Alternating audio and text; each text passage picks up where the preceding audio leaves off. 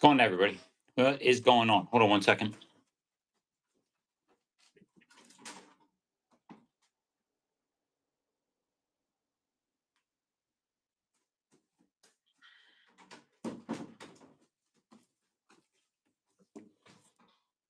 That light's still too bright for me.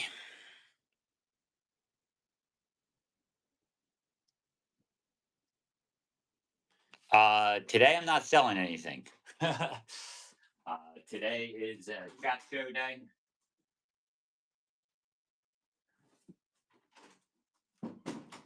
Trying to get more natural light in here. Hopefully that works better. All right. Give me 1 second here.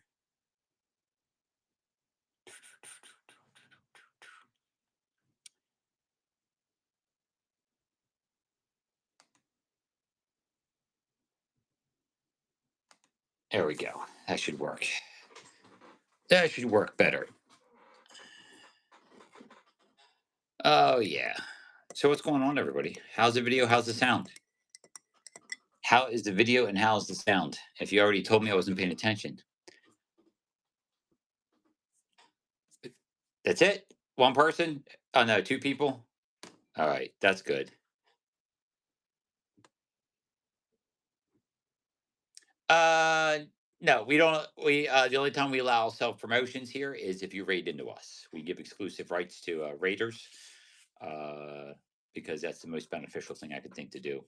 That's very easy for people that raid in. So if you raid in, you will be allowed to have exclusive the floor to promote.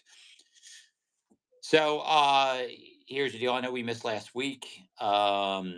Today, actually, let's go through all the other fun little things here. How many cups of coffee is everybody on? How many cups of coffee? I'm on. I had 1 cup of matcha, and now I have a cup of tea going. I've been drastically reducing my coffee intake. I don't even remember the last time I had coffee. Now it's been quite long enough that I forget, which doesn't take long. No coffee, just water. No coffee. Two HTO, two H2Os. Blah blah blah. I already can't talk. That's gonna serve for a fun time. So, how many people here are joining us for the first time? How many people are joining us for the first time? I don't have show notes to point you to, but if you are, this is a chat show where I talk about business, primarily live stream selling, and obviously live stream selling and whatnot. Because this chat's here on whatnot. It is available on. I should put that in the show notes. On the YouTube channel, or should be streamed on there. That's Reece on Resale on YouTube. So if you want to go back and watch this later, you can. So due to the fact that we're doing that now, I'm going to jump right into the topic of the day. It's the flip flop that I've done, and then we'll open it up for Q&A after I'm done going through the few talking points I'm going to go through. So nobody here is joining us for the first time. Say me if you're here for the first time. Say me. Or if you're shy, say I. It's not hard. If not, then that's going to be easy. Then I don't have to go into anything else. Me, one person. Okay, that's good. But now you know what I'm doing today. Everybody else already knows. That's awesome. Let's see here. Let's see if I got the right. I'll put some talking points together here, and I want to go over them. So I don't think that's the right document. So much for being prepared. So I do better when I just go on the fly. Right? Isn't that how that works? Give me 1 second.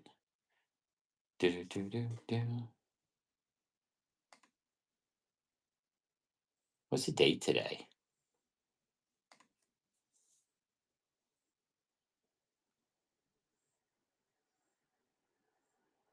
I don't know. We'll look at those three. Kate, that is a new one. Yeah, today's the 9th. All right. So what I want to talk about today is heuristics. Anybody know what a heuristic is? And heuristics in selling, and heuristics in live stream selling. Anybody? Yes, no, maybe. Nope. No. Okay. No. All right. No. Okay. Perfect. That's good. That's good. So, heuristics, I can give you the definition. We'll do the fun definition aspect first.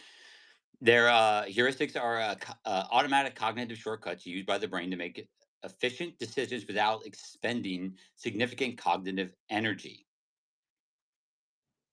Okay? Shmi. All right. So if anyone's curious to how this works, this is when you raid, okay?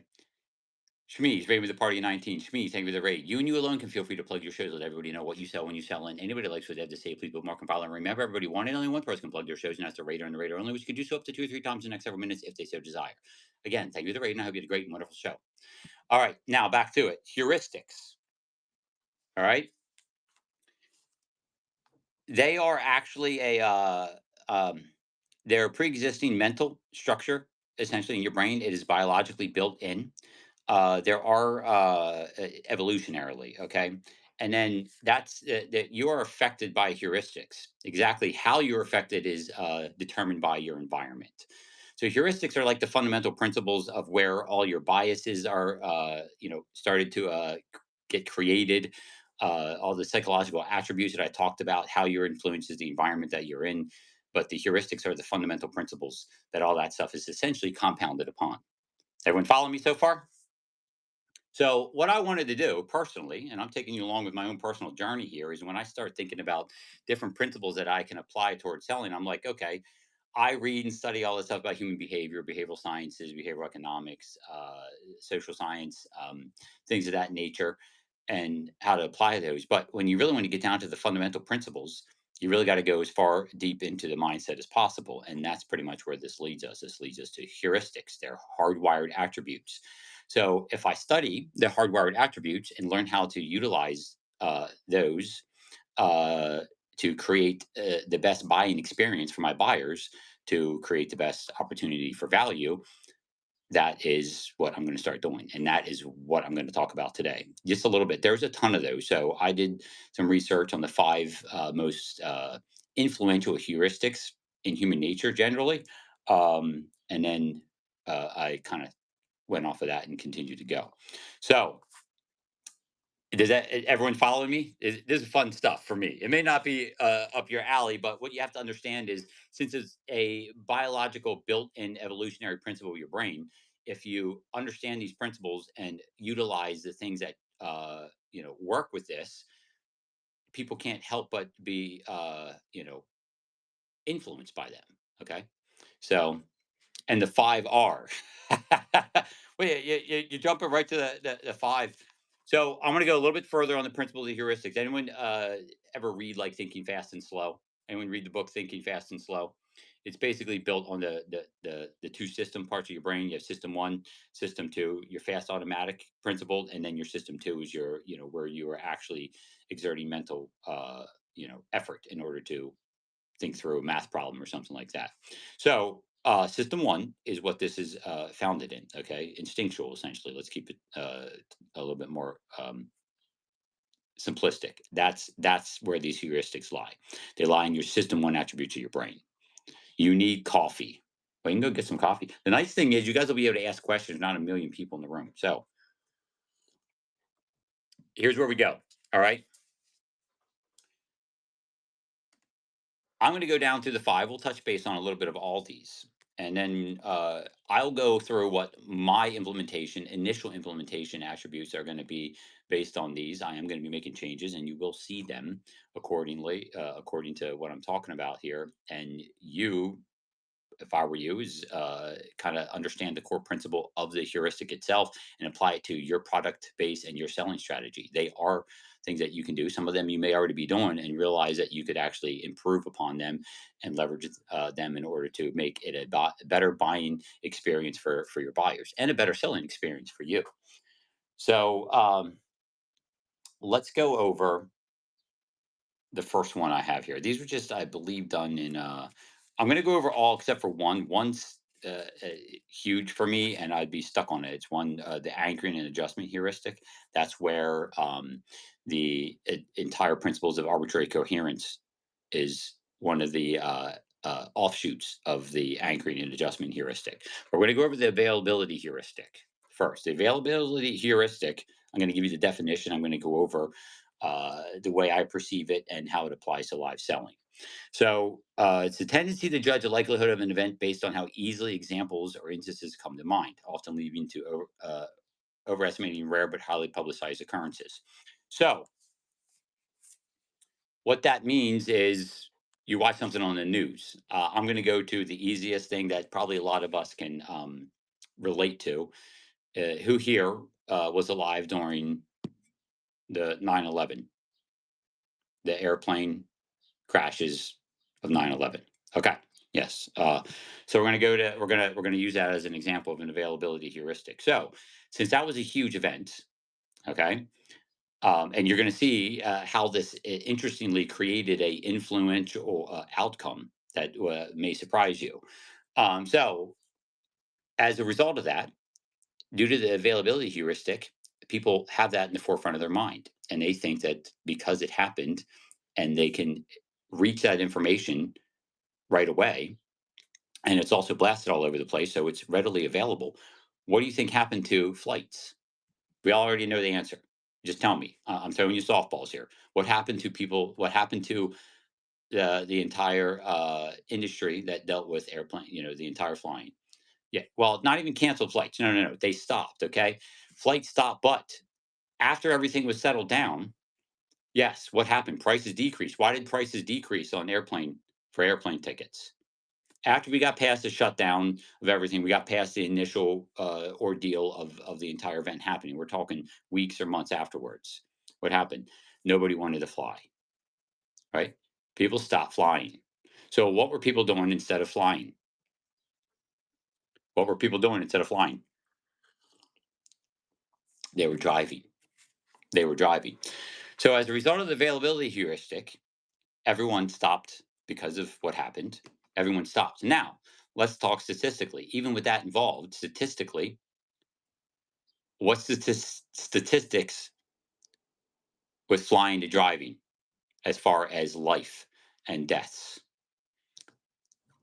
What has a higher death ratio for time spent? Yeah. So listen to this. This is what's crazy. All because of the availability heuristic and people acting in response to this. What happened to the driving death rate? Car accidents went up, increased exponentially. And based on the majority of numbers and analysis, more people died as a result of the shift to car driving than died in the actual tower collapses or the entirety of the 9/11 event. It's just a shock value version that I'm giving you to understand the impact and how this can influence an outcome. The stats, it's the stats that deal with you. You can go look up the stats yourself. Over what time period that the car deaths increased? They could once as a result, the time period would have been from the time that people stopped flying to the time that it normalized. That makes sense? From pre, during, and then when the time, the amount of flights got to the point that it was pre 9/11. That's the time frame that they would use. If you think about it, that's obviously the logical time frame. You would use a certain time, a set time, and then this is what flight hours were for standard Americans, and then they went down, and car travel increased, obviously, and then once the flights got back, so too old to drive. So I don't want to get. All I'm doing is giving you an example here. Okay, I'm not going to go into all the details. If you want to do all go look at all the statistics and do all that analysis, have at it. I'm just trying to make a point here about the effects of the availability heuristic. So,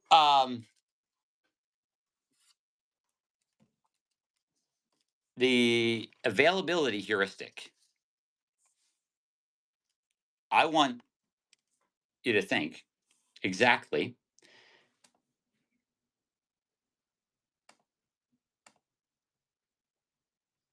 what do you think are attributes you could leverage to utilize this attribute, the availability heuristic. So it's essentially putting in the mind something that recently happened in order to trigger a type of some type of behavior. Not exactly. This is going to be more environmental. Okay, this is going to be more like utilizing the tools. Going to be more like an environmental situation. Is the way my brain goes with this, because it's very event driven. It can be, that's not true. It can be product uh, attributed. So, like, take for instance things like we talked about the cheerleader effect and how I leverage the cheerleader effect. Availability heuristic also works in that attribute where you have a large portion of different price point items available for people to see. So the desire for said item is within reach on a magnitude of different price points. So if you have a bunch of different price point items available for somebody to readily be right there in front of them, and when I say available to be viewed is what you're looking for, which discounts the actual item of actionable case of needing to go to like the bin or the buy it now, eliminates the effects of the availability or reduces it substantially. If you have to basically leave the sale to go and look at a laundry list of items, which creates the whole choice overload principle, all that kind of stuff. But back to the actual product shown environment, if you have an availability of providing that, it actually will trigger the availability heuristic for the desire mechanism in the brain to want certain items that you have out there because you have a magnitude of price points and desirable merchandise for a cross section of a lot of different people. So if you have questions for me, I will answer those at the end. So make sure you hold your questions. And if you do have a question, make sure you use a question mark or a comment directed towards me. The other attribute, okay, the other, and I'm going to try to go over these pretty quickly. The other principle that I personally will be employing that I don't do enough, that a lot of people probably do, and you don't know that what you are doing is leveraging the availability heuristic, is when you point out certain events that happen for certain buyers during the course of a sale.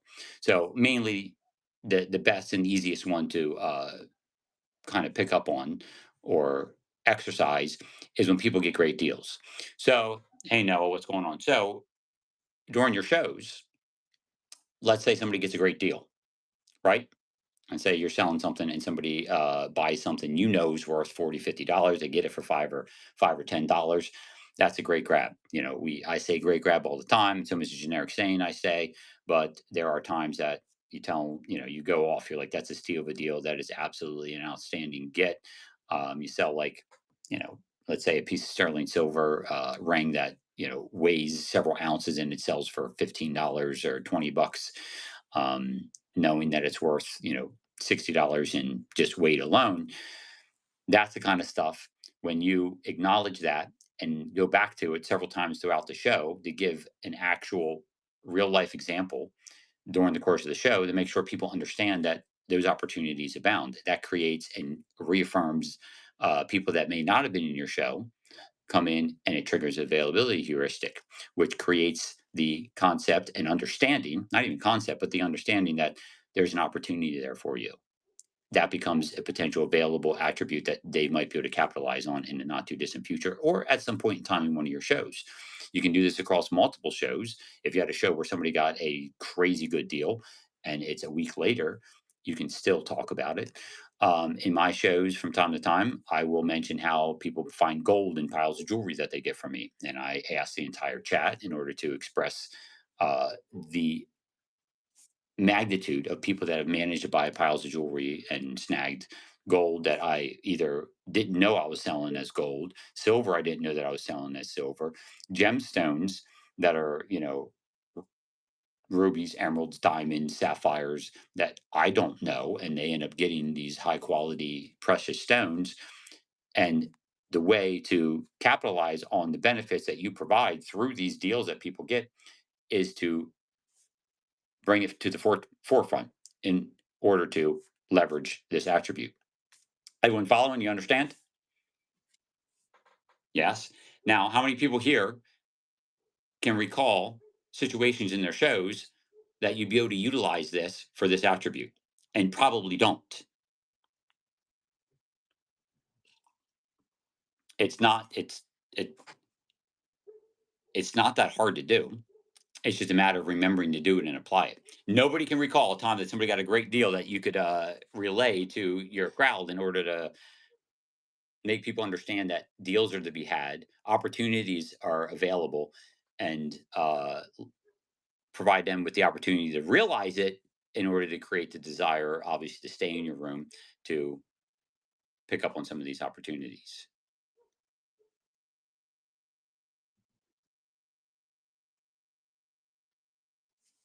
You as a buyer can understand or remember opportunities. I'm surprised there's 90 people in here. How many people here are sellers? How many people have sold stuff on here? And how many people have sold stuff that you know got they went for a great deal? Let's just go with that. How many people that are sellers on here sold stuff that they knew was a great deal? That people got a spectacular deal. Now, how many people here from time to time mention that? Or they just let it go because one, and here's the beauty of this. Here's what I want you. Well, I'm talking about elongating it. Okay, I'm talking about elongating it from as an opportunity. So here's one of those situations where now, and here's a great thing that you can do for a mental, positivity aspect for your own self value when you're selling. So now that you know that that creates an opportunity perspective for people, or an opportunity reality brought to the forefront that leverages the availability heuristic, creating a desire in the potential buyers. Now you don't have to feel so bad about the attributes of selling something for less money, for less than what you were hoping to get for it, because you know you can leverage it in future sales. You can leverage it in that sale at a future time during the duration of that sale. So now when you see something, here's what I want you to do. If you sell something for a cheap price, don't let the loss preventative part of your brain, uh, you know, kick in and create a downward trajectory for your emotional state. Think about how you could leverage that in the not too distant future and also in the future sales. It helps you give a mechanism of positivity, good word right there, towards your thought processes while you're selling. So that's why understanding these principles can become mm, a compounding attribute to value to your selling strategy. We all following? We got it? Everyone understand? Well, yeah, yeah, yeah. I mean, it's essentially what you're doing. But one of the goals here is when you get, and I mean, I talked about a couple of shows ago is how I succumb to these very aspects of, the emotional state of when things aren't going as well as you think they are going, and people are getting great deals, and instead of begging for more money, you emphasize the value. You emphasize, what they got, and leverage these attributes for the benefit of you and your buyers in the future. So we're going to move because that's just one. It's already 8:23. This is one of the five. Good morning. Oh yeah, I mean there's so many other attributes to that. Bougie Betty, you are correct. Getting great deals brings them back, but I'm talking about leveraging a great deal that that person got in order to help make your yet to bid or yet to buy in that show's opportunities of that to happen increase. You know, that is what you're after. Okay. That is what you're after. And utilizing this fundamental principle is what helps grease the wheels for that to happen. Does that make sense? I'm not talking about the person that actually got the deal. I'm talking about leveraging the aspect that somebody got the deal to help create more opportunity for other buyers, or help other buyers realize and then actualize, either bid or get or buy in order to capitalize on what recently happened or has happened in the past that you bring to the forefront, for people to understand and realize. Again, the availability heuristic kicks in. creating the sense of opportunity for them by you expressing those deals. Okay, everyone got it? Understand? All right. Before I go on, any questions on the availability heuristic? My strategy is to look for key timeframes in order to utilize that more frequently. I don't utilize it as much as I should. There are times, and instead of uh, um, trying to get past a colossal deal for the buyer as a negative attribute, is to then kick in this attribute to create more of a positive selling experience for me and a positive buying experience for my buyers. That's my goal. That's my personal goal uh, with my own personal reading and studying and understanding of this attribute. Yes, no questions. Great, great. Did everyone understand? All right, we're going to go over the next one. The next one, a lot of people do this already. It's called the representative heuristic. Okay, I'll read the definition for you. The practice of assessing the probability of value of an object or event by comparing it to existing prototype or stereotypes in our minds, frequently ignoring statistical base rates. Okay. Sidewalk, you need my shirt. Okay. All that said is it's what people do to leverage other opportunities based on what other people have already accomplished positive outcomes with. So, to give you an example, like Apple and their phone, you know how they use the sleek white phone cases, and that became a anchoring attribute of value to iPhones. Everyone know what I'm talking about, or the Apple products in general. You know, the simplistic, sleek white box forms that they utilize. Everyone know what I'm talking about? Yes, no, yes. Okay, all right. Has some of that changed? Probably. But here's the deal. Here's the thing. The representative heuristic is that's the representative.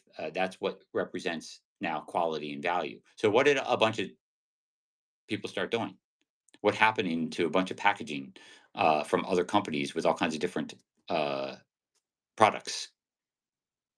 What did they start doing? They started using simple white, sleek design boxes. They copied it. That's because they're taking advantage of the representative heuristic. So you are leveraging something that's already preset in somebody's mind in order to strategically showcase your merchandise or sell your items because that affected a better buying experience and that's what you're after.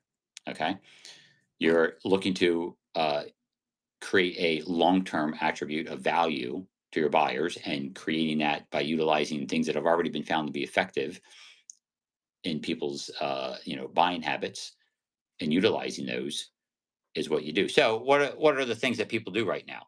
A lot of it has to do with the display, the lighting, and things of that nature that have already been shown. So me personally, one of the um, leverageable attributes that I'm going to be able to do, and I already bought one, I'm getting ready to do this, and I did some research on color theory and things of that nature, is I'm replacing my tablecloth. This is a very simple thing that I'm going to be doing. I'm going to be replacing my tablecloth, which I do on a somewhat frequent basis. It gets dirty and stuff, but I'm going to replacing it with a dark, rich, like a rich, dark purple tablecloth. And our mat that we have, just so coincidentally, ties in with that. So, why do you think I'd be doing this? Think about the representative heuristic. Why do you think I'd be utilizing a dark purple? You got it. Zoe Treasure's spot on. It's a status value, kings, royalty, and wealth. Okay. Uh, yes, it elevates the look, but it triggers a representative heuristic that it represents the status of value, of wealth. Okay. It also does another attribute, which it's a deep dark purple, which is also what you're looking for, not the light, not like a light, shiny type of purple. The dark attributes also accentuate what if I'm selling jewelry. If I'm selling jewelry, darkness does what? It offsets, creates an eye appeal. Yep. Not just the precious metals, what's in a lot of jewelry. Let's I mean the metal zone is going to pop. The gemstones, the stones are going to be more vibrant and be able to be seen against a darker backdrop. Secondly, M's gonna like this, maybe, maybe not. She's been wanting better lighting, so I'm going to increase the lighting because the lighting in my warehouse is not really natural lighting. So I'm going to try to increase the and mimic the natural lighting environment that you would have if you're wearing a jewelry outside. Yes, it was the most expensive, and that's why it's anchored to that now. So those two things are going to be the first elements that I undertake to experiment with. I might have to do some adjustments depending on camera view and what it's going to look like on camera in comparison to what it was. There's other attributes that's going to be beneficial. The fact that it's going to be a change up in the way I sell. That's not going to be a detriment, but a value because people eventually enjoy when things change from time to time. People get bored with the same type of environment, uh, you know, after so long. They don't, people like a little bit of a mix up here and there. Yeah, black velvet, all that. You need a nice contrast contrasting. So that's the representative heuristic at play. And a lot of people kind of do that. You also have to be careful because I'm also taking into account the cheerleader effect and diminishing returns if you don't leverage that appropriately. And we talked about that in previous chat shows. I might talk about that again in the future. But this is where, again, everything starts compounding. And there are other utilization cases where you could do with this and utilize different supporting behavioral principles, biases, and behavioral economics, behavioral science attributes can compound on top of this. But again, these are the core principles that all those build on, and you can go different ways. All right, so you find out the fundamental principle, you apply some attributes to it, and then your selling style. You need to mix your selling style with these attributes. So there's a ton out there that are available. And personally, if I were you, this is what if you were to do similarly to what I do, I research different heuristics now, which I did before, but didn't really decide to come up with, or not come up with, but realize and let it really sink in that these are the foundational biological principles that all the rest of what I talk about is built upon. So I'm trying to start at the very core and apply it to what I've already done, utilizing the other principles. So I skipped one of the, potentially viable or opportunity laid within the foundational principles of heuristics. Yeah, yeah, yeah. Yeah. Now, the purple that I'm talking about that has to do with color theory. Okay, so you can look up the representative heuristic, look up how you can set up your and stage your environment, to increase the experience for your buyers. And different products are going to react differently, right? Some products, depending on what you're selling, may work better in different situations. Having black shelves behind you with merchandise on may be more effective for you, depending on what you're wearing at any given time that you're selling. If you're like a face forward type of person, is going to affect. I mean, this is all the elements of the representative heuristic. And on that note, while I'm thinking about it, just popped in my head. I mean, when you're selling and you're face forward like this, and you're selling, and it's not based on the product, you definitely really have to make sure you're thinking of this heuristic and how you appear and how it can offset, how it can increase, accentuate, and influence the items that you're selling. And I don't know how much people think into that, but you might just be thinking on on a average base of what you look like, but you might want to think about what you look like in accordance with the product that you're selling. Just a thought, depending on how deep you want to get into it. So Is everyone following me so far? Yes? No? And again, you have to understand, I'm trying to keep this simple. This stuff runs deep. It does. Like you can get super granular, you can get super uh vague and top based perspective on this. It runs the whole gamut. Okay. And like I said, I'm telling you what my initial application is going to be. I start small, start placing elements, see the reactionary and potential behind it or lack thereof, and then adjust accordingly. So, so I am not going to go over, okay, the anchoring and adjustment heuristic. I talk about that all the time. Okay. If you want to hear me talk about the anchoring and adjusted heuristic, buy a ticket and come to the PA meetup. They're available right now. That is going to be part of the um, topics that I'm going to be talking about because that is the uh, the principal heuristic that um, arbitrary coherence is built upon, and that is a large part of auction theory. It is a large part of my entire selling strategy. It is a huge principle that can be leveraged and compounded uh, to me above and beyond any of these other heuristics. That anybody can, no matter what your um, style of selling is, no matter what your personality traits are like, can be utilized in order to further your business in live stream selling. Okay. So that I'm not going over. You can go research it if you want. It's called anchoring and adjustment heuristic. All right. You'll see how that parallels because I talk about that all the time. So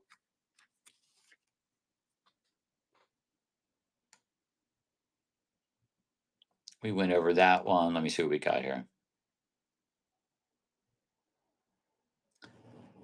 Now we go to do I have this one? The affect heuristic. I don't know, Gretchen. Gretchen, what I will tell you is I know that they're trying to get it streamed and probably available. You'd have to ask Zoe's Treasures or Zoe's Mod.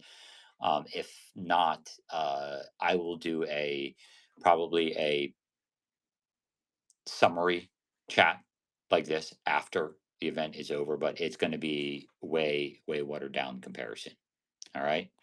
So, yeah. But Gretchen, just so you understand, you're gonna want to go follow the Reece RECE on Resale on YouTube because from here on out, whenever I'm talking about that, and you'll hear plenty of it because I revert back to that and talk about those principles on the regular. Right there is always my I just put it in there. Okay. That happens. I do that all the time. I've been talking about how many people here have heard me mention arbitrary coherence and or anchoring. I've been doing this for years, and the topic always resurfaces because it is so important. Lots of times, there's so many aspects to it. So, not that all these other ones don't, but that's the one that, to me, is the biggest and most beneficial. And it's not only the biggest and most and beneficial; it's been integral in any type of environment in my entire life once I started studying it. So, it was the thing that stuck out the most to me when I first started researching behavioral economics. So we're going to get to the affect heuristic.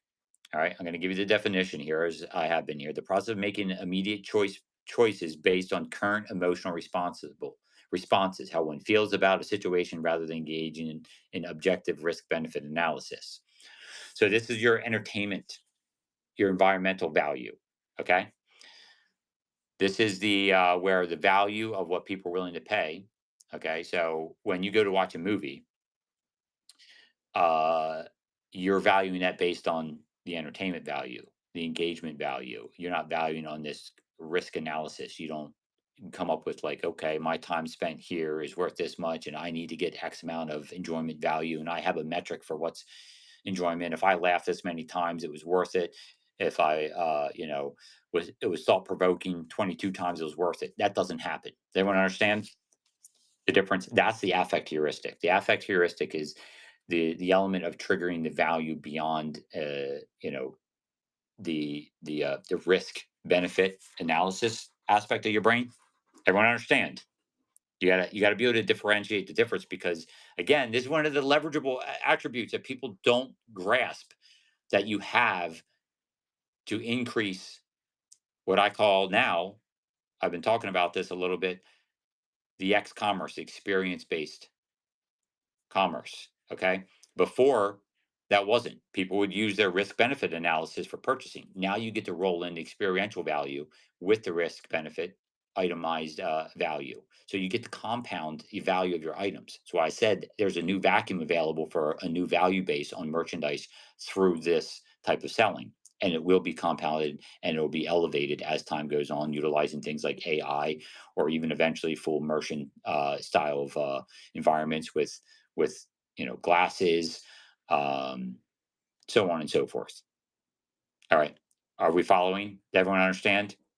You got to understand the different factors here, and the affect heuristic. Okay, the affect heuristic is what people that are always trying to capitalize on when they're super excitable.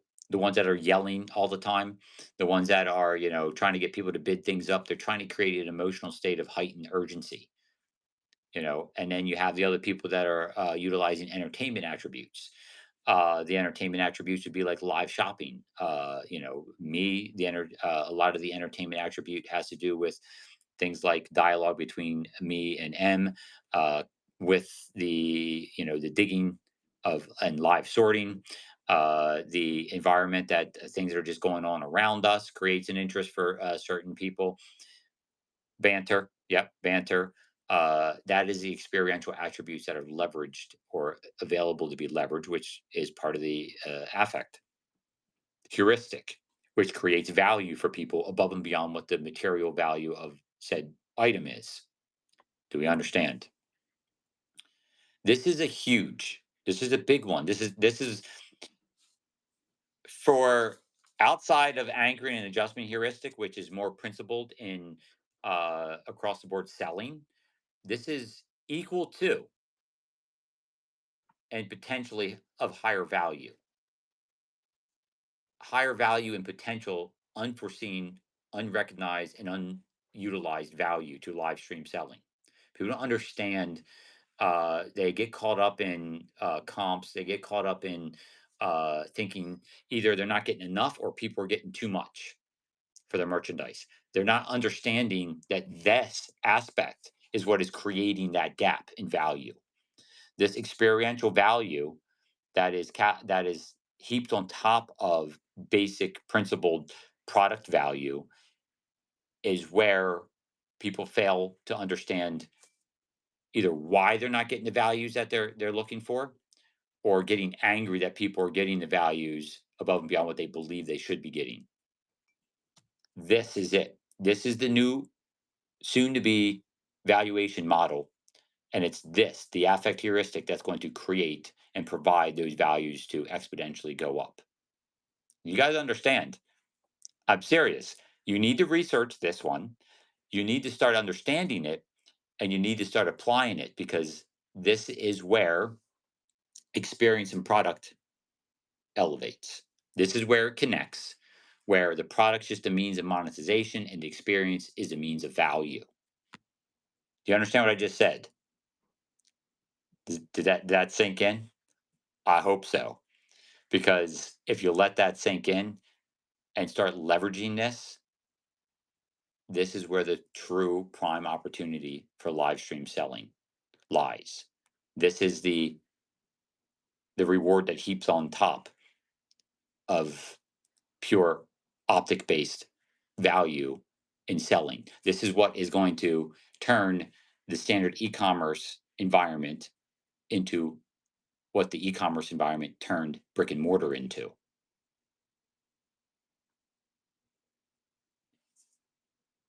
Whimsy and Bing, good point. Hitting the start button doesn't sell the product. This is Once you get your fundamentals down, this is the big leverageable attribute to compound your value. It's the experience based sales that where that comes from lies in the affect heuristic.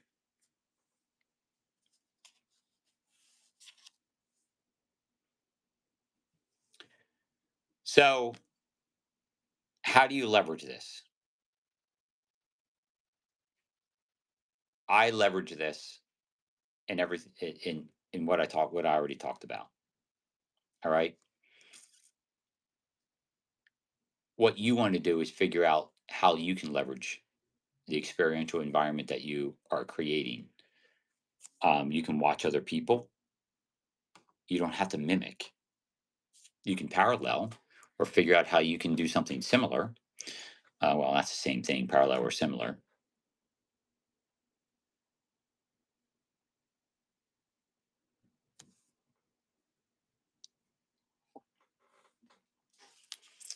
Um, for me, the live sorting attribute creates part of the environment, like I told you. Me and them bantering, me or engagement with the chat. So, engagement with the chat is huge. I don't do that as much. My engagement with the chat is probably compensated with, it is replaced, not replaced with the banter between me and M. People tune in a lot in order to hear that dynamic on a regular basis.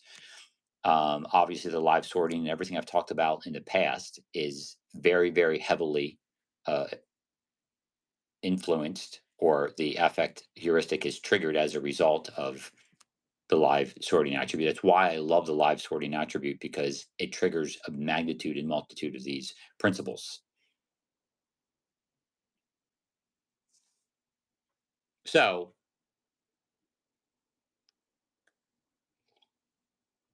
it's not sitting down, showing an item and hitting the run button. It's not. It's not sitting down and deciding that, oh, this item's, worth this much, so I need to ask this much, and then putting a high price in and hitting the run button. It's creating an experience that allows you to leverage these principles, allowing you to do a lot of the other stuff we talk about, starting, reducing your required start prices. Uh, these are the things, these are the principles that allow you to create these values that you'd be looking for in order to get to the point where um, you're making the money that you would like off the merchandise that you're buying, and not fearing or risking um, starting things at lower prices. And just so you understand, outside of starting things at lower prices or reduce shipping or anything like that, if you create the appropriate environment, understanding things like this, the affect heuristic, you can overcome some of the negative attributes that are tied to things like higher start prices. There are people that are successful. There's always what we call the exception to what the standard rule is. And the exceptions are the people that dug into these principles knowingly or unknowingly, and leverage them in a different means in order to accomplish what they were looking to accomplish through the experiential principles built upon the affect heuristic. So now, if you really want, and you're having problems because you have a fear of selling things, you have a tool that you can start researching of how to maybe build an experiential and environment that will lend to you being able to get sales in the manner in which you want to. On a principled foundation, I'm still going to tell you all the time that'll only get you so far. And once you get to that point, the next point is being able to then confidently start reducing. So your start prices. But you're going to have to rely a lot more heavily on these type of attributes in order to get where you want. Which, guess what that takes, everybody? That takes a ton of trial and error, and a lot of time, a lot of going on, a lot of, obviously trial and error, this, that, and the other thing. You're trying this, you're doing this. You have to go back and watch your videos. You got to go back and watch how you act. You got to go back and look at your numbers. and really dig into it. And each thing, anytime you make a change, you need to try the change several times because you're always going to get false positives or false negatives almost instantly because it's out of the norm of what you would do on a regular basis. So, but what I'm going to tell you is any of these things I talk about takes time. Well, I shouldn't even say it takes time. It takes resources. I like to use the word resources because that encompasses everything, either time, money, space, you know, all all the above. And that's an essential metric that you have to understand for success on in live stream selling is that you either put time in before you started that helped you become successful earlier than most people, or you're going to put time in on here when you start in order to accomplish uh, success on here. There's there's no just come on, turn on, and go. If somebody comes on and has a perception of turning on and going, they've had success elsewhere that took a ton of resources to get there.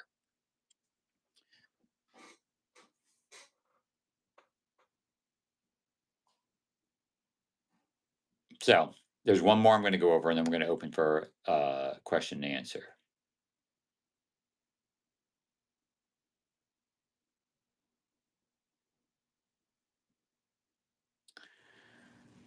Let's see here.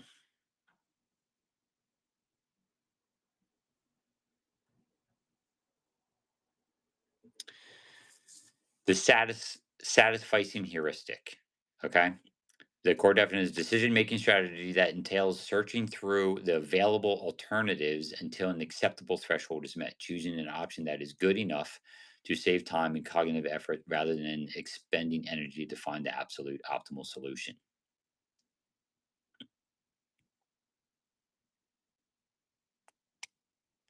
So, your brain takes a shortcut. It's lazy. It's satisfied. It's the good enough principle. Okay?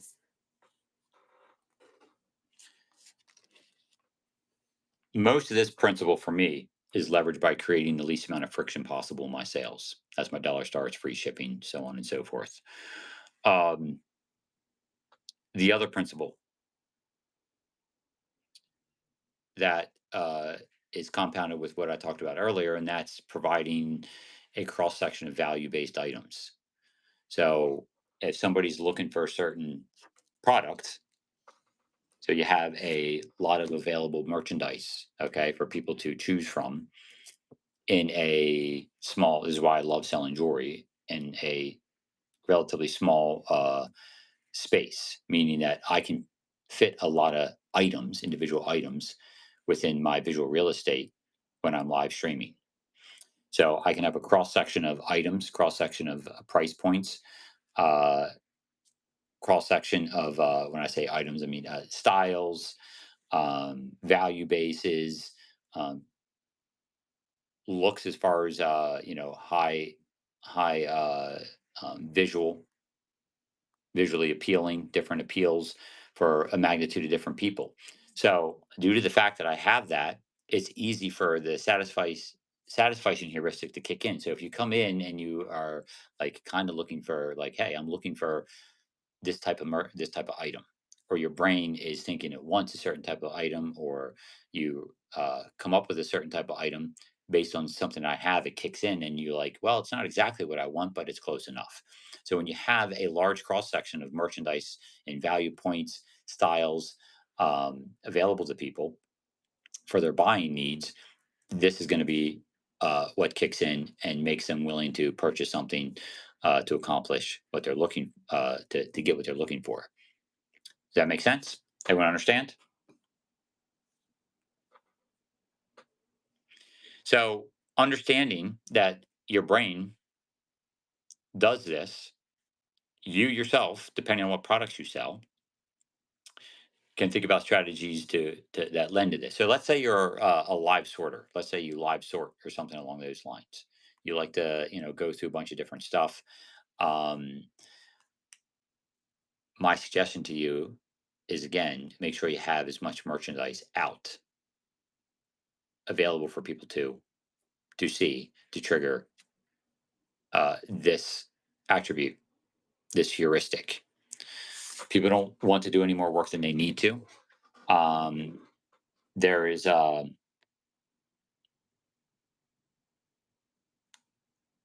what you don't want to do. Understand what you don't. This is another part of why having this stuff available for sale right in front of the people is more beneficial, and why having it in your buy it now for people to go look through. They want shortcuts. Okay, the satisfying heuristic pretty much tells you that they're going to, before they go looking in a bin, especially if there's people that I'm starting to realize just scroll search, right? They just scroll right through from one to the next. How many people here do that now? They're in a show and they just scroll from one show to the next, up, down. Do it sometimes or all the time. The reason I'm saying is people are starting to come in more frequently asking what I'm selling. That would be determined by the title, and the title, is self-explanatory, and people are asking me. Okay, I'm getting a lot of new buyers that do that, that search that way. So what I'm saying is, when you have a bunch of stuff out like that, the satisfying heuristic, well, they're going to pause, but they're going to be more likely to spot something very quickly, which is what this is, recognize it, and they're not going to go over to the bin. They're not going to go over to the bin because they have found something that is potentially viable for them. And if you just have one item or two items, you reduce this attribute and whatnot. And everyone's being trained for this quick feed attribute of wanting to just swipe up and down through things instead of scrolling. So that's still scrolling. So it's two levels of scrolling right now. And for me, either way, when people pop into the room, the more people have available to be seen in your visual real estate, the more they're going to stay. Hold on one second.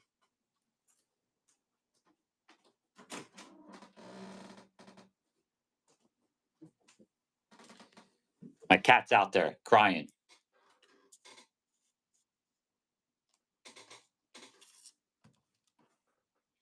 So again, this is me talking about the cheerleader effect is ingrained in this attribute as well. Um,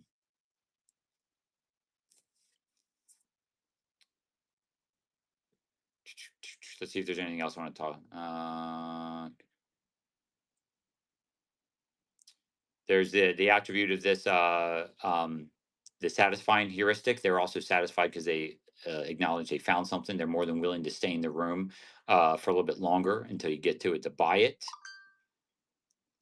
And one of the negative aspects of this would be like me. I don't allow people to pick. With people would be getting bored, but that's where the affect heuristic kicks in, and you have to have that on top of that in order to keep people interested in staying in your room. Uh, and I don't need to go over that. I already did. The experiential sale versus static listings. We already talked about that earlier. So now the fun part. Those are the 4 out of the 5. I told you I'm not going over the 5th. You get to come join us at the PA meetup. By the way, Zoe's Treasures or Zoe's Mod, I don't know, but I guess you could ask them. But I'm just curious. Did we get anywhere knowing whether you're going to have any luck streaming during that event? I don't know if you. I know you were not knowing for sure. I don't know if you're still here.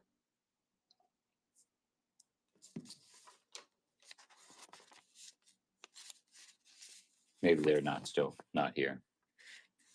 They're going to stream some. So they're going to try to stream some.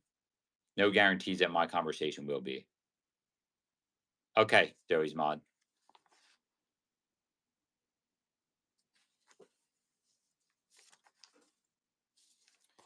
So the funny thing is, my plans were to only go over 2 of those, but I got too much that I want to go over during these chats. So I decided to go over 4 out of the 5. So they said they'd do YouTube. Okay. So Okay, that's perfect. We're about an hour in. I got all my talking points in that I wanted to. I didn't want to, like I said, spend a ton of time on each one of those. I wanted to go over the basics. Did anybody have any questions? Any questions?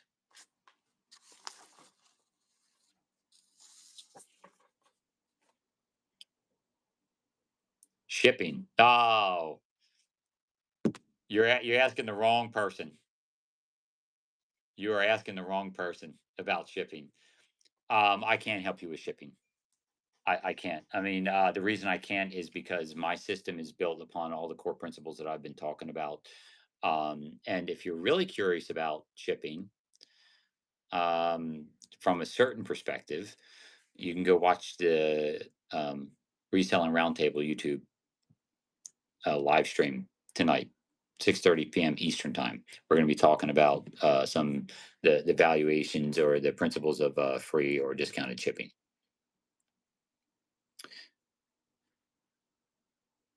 Where can you buy a T-shirt like this? I don't think we have any left. We have limited print runs of those, and they're gone. So when they are available, you have to be there to buy them. Yeah. My suggestion to you, like I went over like a lot of my a lot of these heuristics get accomplished in for me in already accomplished uh, in the way I sell.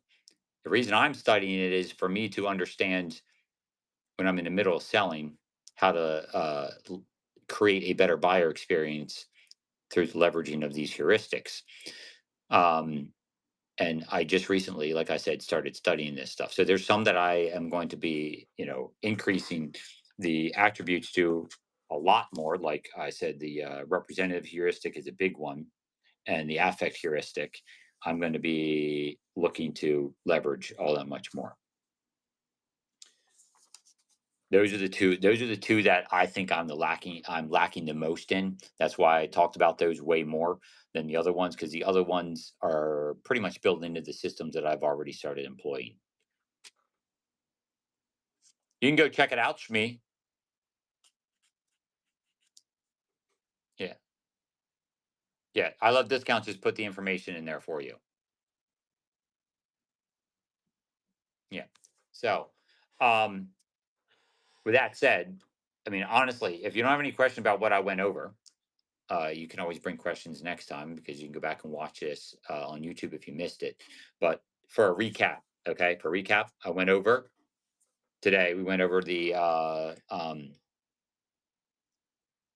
four out of the five most influential heuristics that influence you as a person. And heuristics are here. We'll do the definitions real quick, and then we'll go to Q and A. And if you have a question for me, make sure you use a question mark. Heuristics are an automatic cognitive shortcut used by the brain to make it efficient decisions without expanding significant cognitive energy. Okay, and it's biological; it's built in, and then everything else I talk about, biases, behavioral economics principles, a lot of psychology are all kind of built upon this foundation of heuristics. That's like the biological part, and then the rest of it follows through with environmental attributes, if that makes sense. So, and then we went over the availability heuristic, the representative heuristic. I did not go over the anchoring and adjustment heuristic. That's one of the top five. And that's why you come to the PA meetup because I'll be going into that during my talk there. The affect heuristic and the satisficing heuristic are the ones we went over. So we are going to do open Q&A now. Are there any treatment programs for whatnot addiction yet? Probably if you're addicted to whatnot, it'd be any of the shopping addiction stuff is where you want to go if you're being serious about the question. I think there is actually I know there is. And that's not a whatnot specific. That's a ingrained principled behavioral that you have to go get treatment for if you're succumbing to problems, if it's affecting your life. And I highly encourage you to do so if that is happening. Hold on 1 second here. Gotta get my.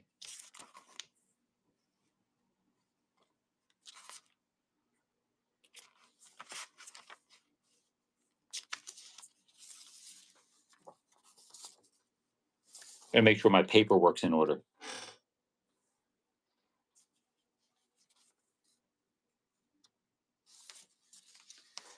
Do-do-do-do, do-do-do-do. There we go. In orders. I was buried down in your stream. That's unfortunate. Hey, yes, that's what's going on. Do we have no questions? Right now, it's just questions. Now it is true random rambling. I went over my talking points, all the boring, psychological principled, stuff that I like to talk about, behavioral stuff, that kind of stuff. Do we have any other questions? I mean, you can ask me about that stuff if you want as well. But if not, then I'm going to sit here, drink the rest of my tea. If everyone's gray matter is still, not firing.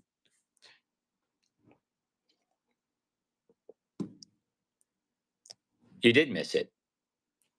Remember, Moon Sky, though, you can go watch it on YouTube now.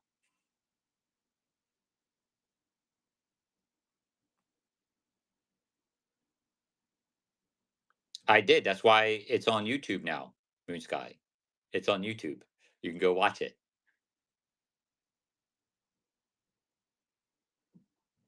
I work alone, and I think that makes it so hard to give that better viewer show experience. Any suggestions to the entertainment value?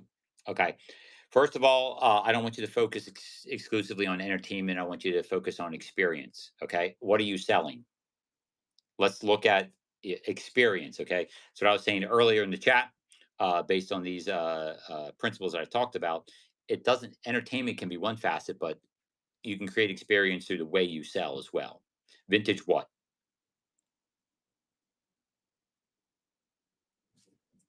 Hi, coming in. Well, thanks for coming to the meetup. Are you selling vintage large items? What's your display?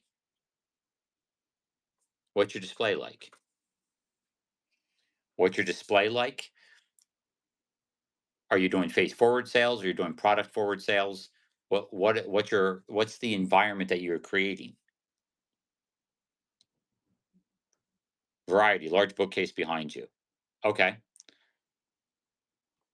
So you have a large variety of items behind you, and then you are in front of them. Is that what you're saying? Now, my other question is, do you have the stuff pre-listed or are you doing random pulls? Are you in control of your sale or you're letting the buyers control your sale? I asked you multiple questions. You're doing random pulls or is it in the buy it now? All pre-listed. Okay. I'm just going to throw this out there for you right now. Okay.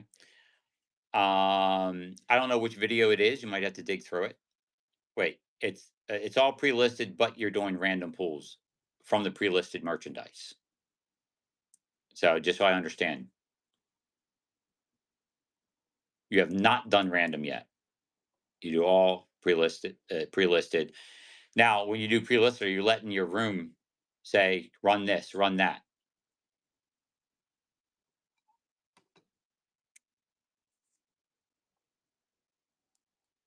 or do you just grab and go?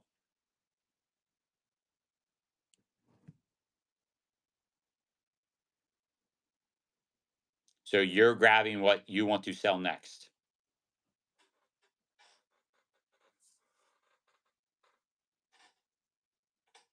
Right?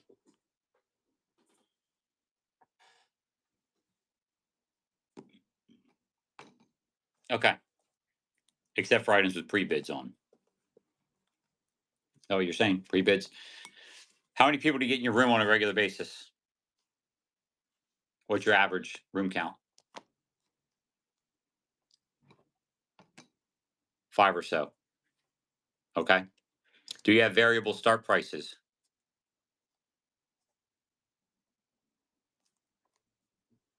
You have variable start prices. Okay. Do you have discounted or reduced shipping, or are you charging full max shipping?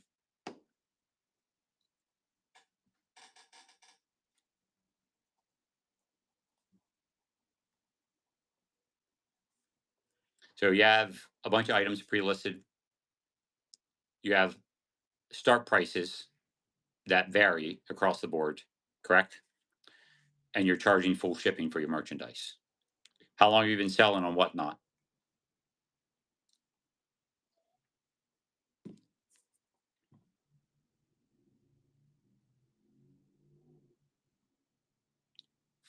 So you've only been 5 months. What's your average order count per sale?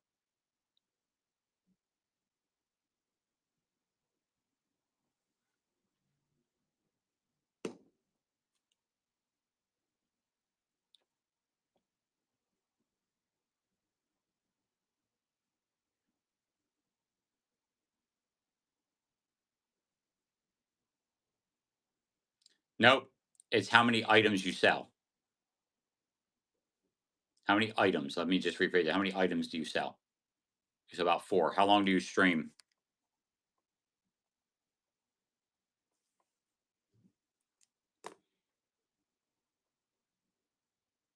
Okay, an hour and a half. Same time all the time?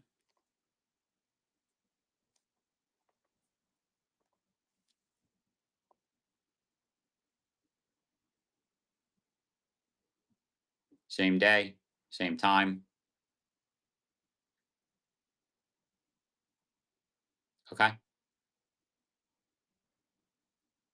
Sure, you're in a great position. You're retired. Okay. All right. Here's what I want you to do. Don't try different times. I'm going to go through. You do what you want with this information. Okay. You've been on. I don't know how frequently do you sell in a week? You sell once a week, twice a week, 3 times a week.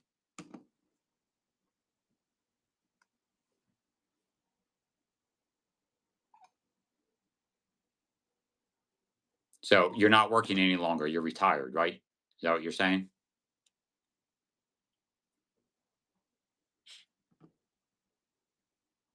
Okay. So first thing first, you need to find out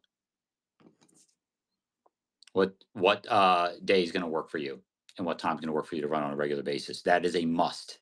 That is completely. And this is what I'm talking about, the environment and experience that you're trying to create for building your buyer base.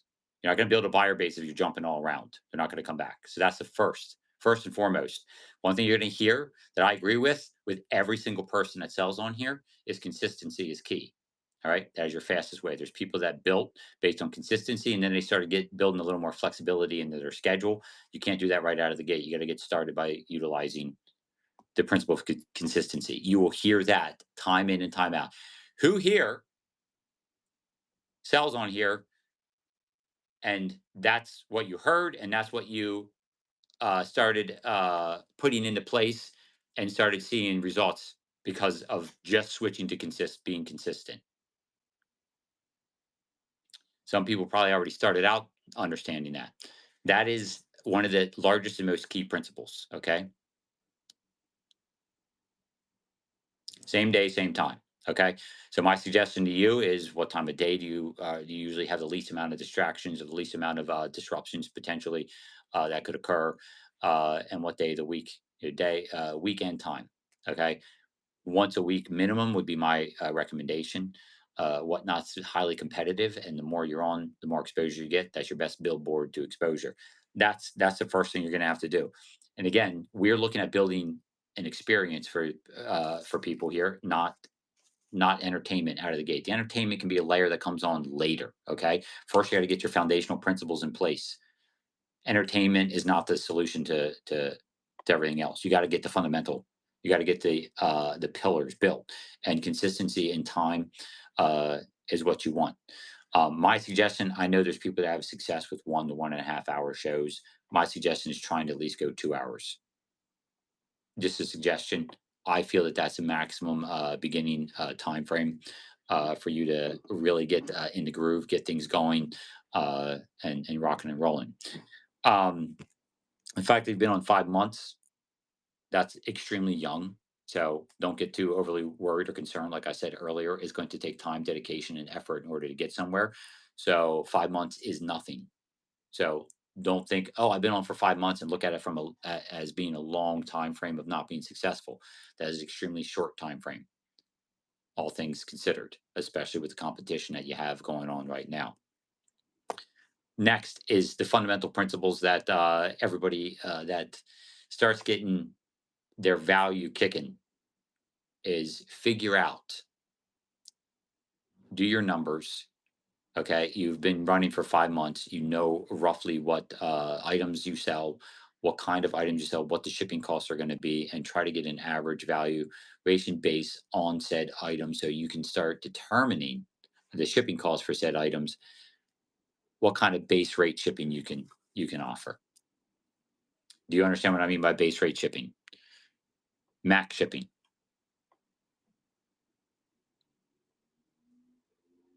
Okay, you want to figure that out. Okay, one of the key terms that I talk about is friction free buying. You want to create as the least amount of friction as possible. Okay.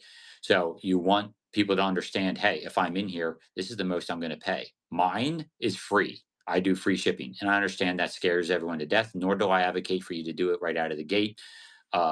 You can start getting your way towards that with time and experience and knowing your numbers before you start deciding to adopt these principles.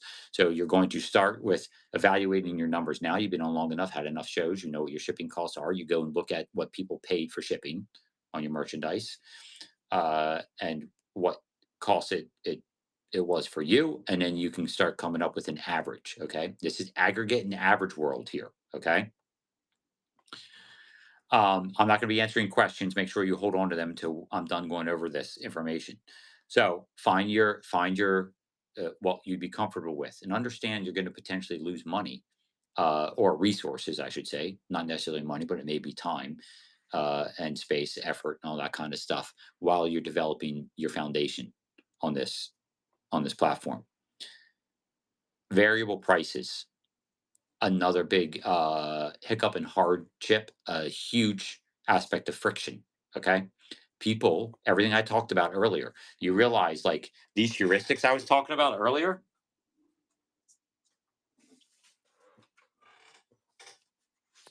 where to go?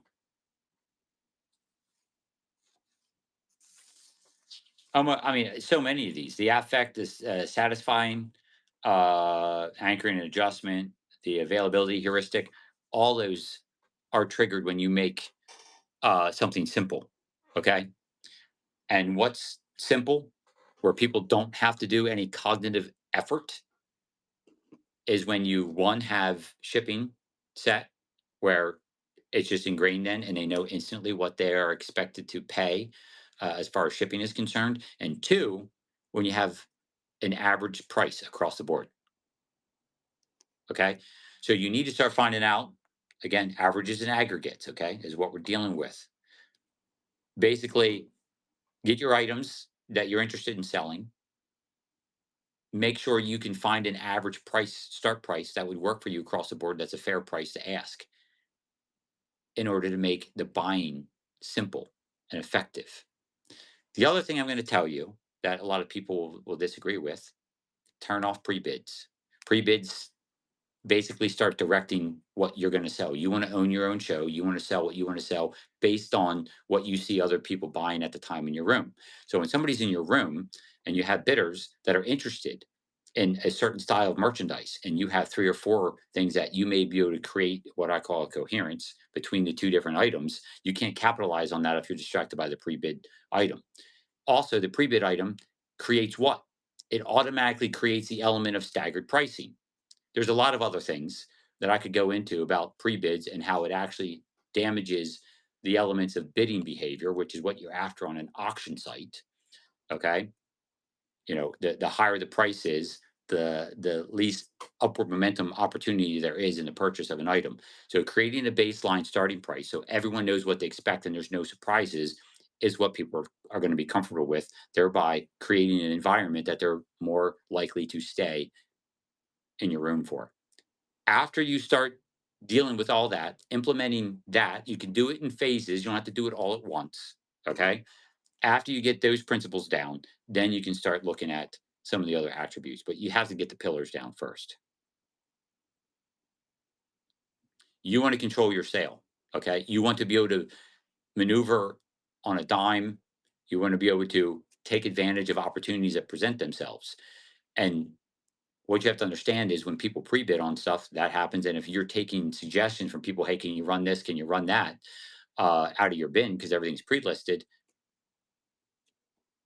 then they're the ones in control, not you. And people take the opportunity. If your room's low and they're like, hey, run that item, what kind? They're going to ask you to run it when they think or believe there's no competition, thereby eliminating upward value for you.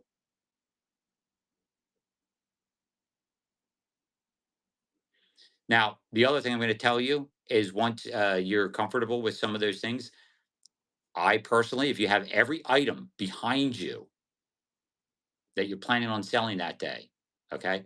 And also, don't forget, because you're a smaller seller, just because you ran it, nobody bid on hour one doesn't mean you don't try to rerun it on hour two or try to rerun it every half an hour because people are constantly going in and out of your show. You understand? Like that doesn't. It, secondly, don't bring the same inventory back. Make sure you have enough inventory to rotate. And if you have inventory that you tried selling one week, don't bring it back week after week after week. Okay. Make sure you wait a little while before you bring it back.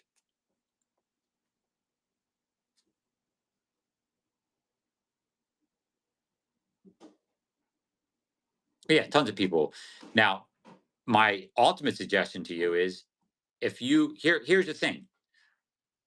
Here's the other thing you have to understand. If you have those other numbers figured out, okay, you really eliminate the all the negative attributes, choice overload that comes as a result.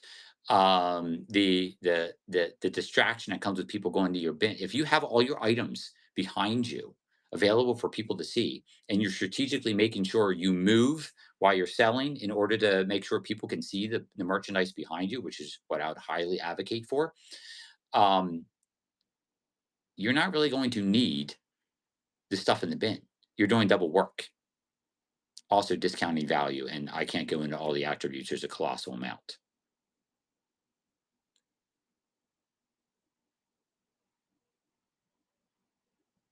Yep. Yeah.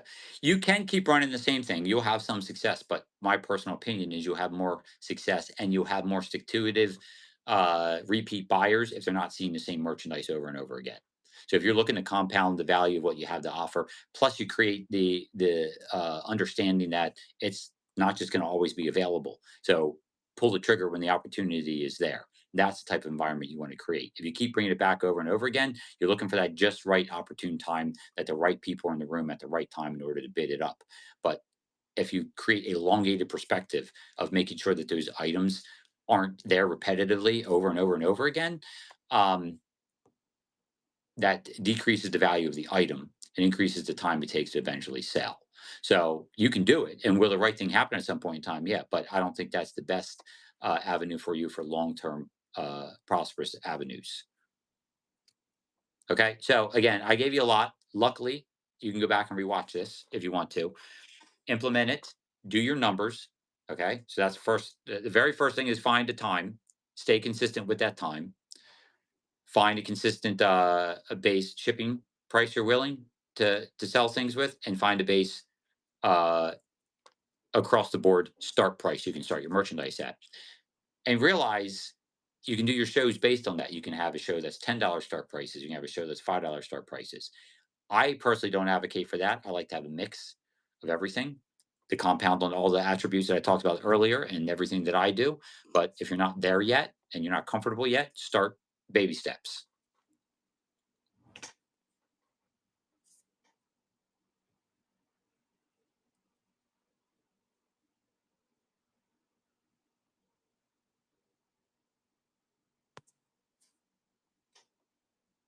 Yes, this will be on YouTube. That's yeah. I don't know if you just heard me say that. You can go back and watch this again. So if you ask me a question, I missed it, please go ahead and ask again. I haven't done that in a while. Where we don't have a ton of people in here, so that's beneficial. I can kind of go over some of those things with people that are just getting started out. the fundamental principles. And the other thing, try to come up with a strategy and stick to it. Sticking to like what I just told you to do and try instead of going out and listening to a bunch of people. Try what I told you, and if it doesn't work, then you go listen to somebody else. But if you're going to try it for a little while, give it some time, and start making adjustments according to the results that you see and or don't see. Okay, you're going to have the opportunity to go and listen to a ton of people saying a bunch of different things. My suggestion to you is listen to the core of what they're talking about. Listen to what they actually do as a business. Do they sell sales systems, but not merchandise? Do they sell more sales systems than they do merchandise? That's a red flag to me personally. Um, what are their sales metrics like? Okay. What is their actual selling style in comparison to what they're talking about? That's the stuff you need to take into consideration when you're taking advice from somebody. So you can go shop around advice if you want, but once you find somebody that you like the advice that they're giving, look at them as a seller and then determine whether you want to take their advice or not. Okay. I give my advice out for free because it's a community and, I do believe there's a lot of room for people to be able to make money on here if they take the advice that I give. I give advice based on my personal experiences that are come from being on here and ideas and principles that I put into action over the 5+ years I've been on here. Okay. I don't charge you for it. And that's not my primary source of income, telling you how to sell. I don't charge you to tell you how to sell. I sell and then tell you how to sell for free.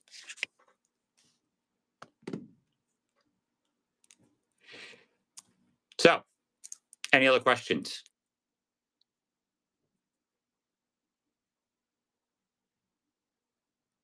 Well, thank you. I'll appreciate the compliment.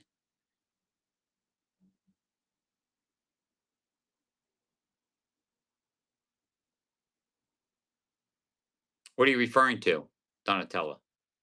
Not in all cases. Some sellers are successful selling multiples of the same items. For example, coins, shoes, beads, clothing, even jewelry. I'm not sure what you're referring to. Donna, by the way, how you doing?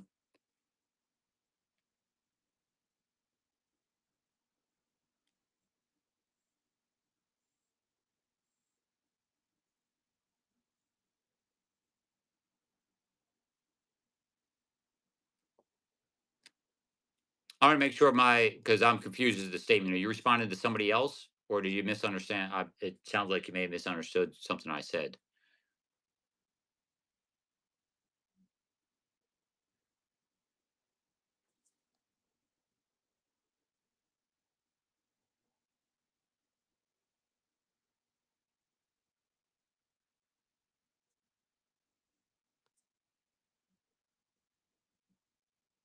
Yeah, no, Donna, what I was saying earlier, I think you may have misinterpreted.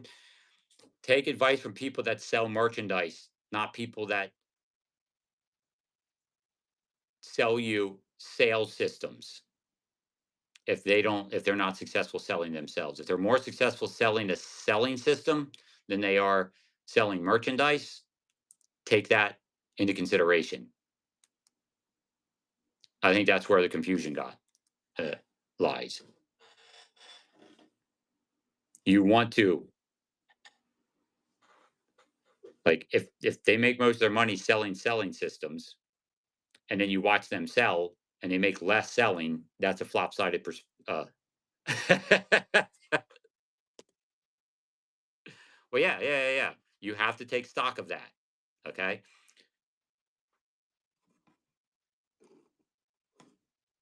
I mean, it sounds simple, but it's just true.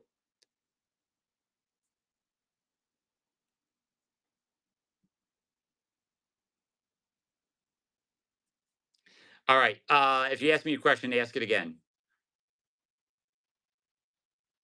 I want to go live today, open up my head doors and show all my mess. Not sell anything, just a taste of my mess. Should I do it? Have several.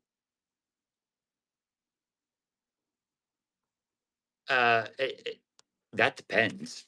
I mean, If you're feeling good and want to do it, then knock yourself out. But I would still, my suggestion for anybody that's getting started is to go over what I just talked about. You go back and watch a video and kind of get those core principles under your belt before you decide to do things on a whim.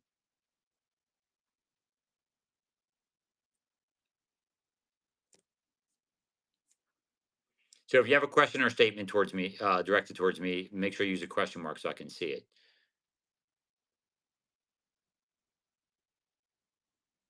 Oh, Millicent is just saying, oh, here, honestly, all buildings are packed. No, no, no, that's good. So here's the deal. One of the foundational principles that helped me realize the value of this platform, okay, Old River Trading Company, and I agree with Millicent. If you're going to do that, there's no reason not to sell. Okay, it's on YouTube. Yep, someone will pop that in there for you to go watch the YouTube video. Though it's Reece on Resale.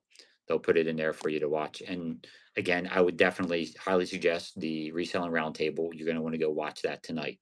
For new sellers on here, for season seller, you're going to want to watch tonight's episode. You're going to watch every Sunday evening episode. There, Millicent just put it in there. So I'm going to tell you a story about how we got started in the estate sale category. This is a long time ago, almost 5 years ago, when weren't even on but a couple of months. Um, I did a show. I called it "I Need Your Help" because we did a couple shows on here, like everybody else, experimenting. This was new. Nobody had any advice. There was no advice to be had as far as direction or help. Okay, it was you figure it out on your own. Figure it out on the fly. That's what we had 5 years ago and whatnot. There was no YouTube channels.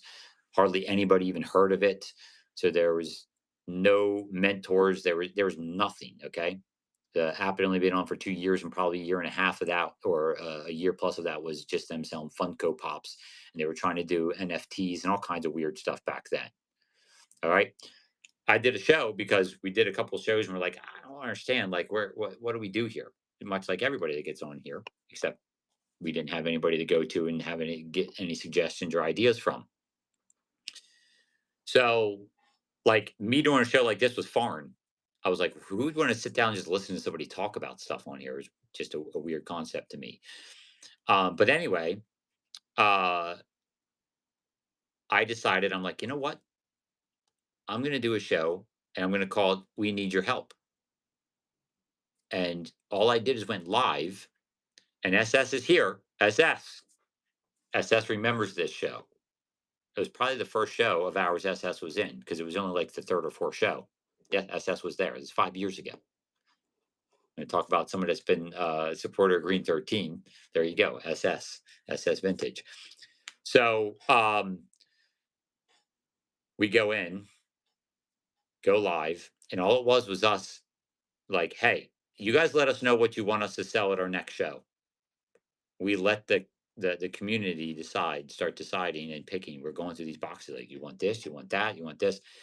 And then I decided I'm going to run a couple of items. You remember that show? And SS, if I remember correctly, you bought the first item we ever sold in that category. Okay, we tried selling comic books for like two or three shows, two shows, and then tried this show. Yeah, so she bought the first item. It was like a Asian style, like uh, small, like a vest or something like that, if I remember correctly, like silk embroidered and stuff. I think if I'm remembering correctly, is that right? Japan souvenir jacket. There you go. She bought that, and we were getting. It wasn't a ton of people, but we, for the category, as new as it was buried real deep. And plus, yeah, it was buried real deep in the categories and whatnot. It was under the category and whatnot at the time. So we were getting, I think it was like 30, 35 people, or high 20s, low 30s or something. And that was huge for only being, on for, you know, 2 months or whatever it was. And that's when the light bulb went off. That's when the light bulb was, okay, I know what I'm doing here. We constructed the Sword Save and Sale, which was our Friday show for like 4 years. Every Friday we did the Sword Save and Sale session where we would do the banana boxes, and we had all kinds of fun stuff. But you talking about going live and not selling, it was the same thing. I had no intentions of selling, but you don't want to not capitalize on the opportunity. But what you want to pay attention to is what kind of reaction you get due to the environment you're creating. So now, obviously, things have changed because that environment is replicated over and over and over again, the live digging environment. And I've stuck to the live digging environment and adapted it and changed it over the years. But that is a huge element of what we leverage or utilize for our selling style. Friday shows are still your favorite? Yeah. Yeah, yeah, yeah.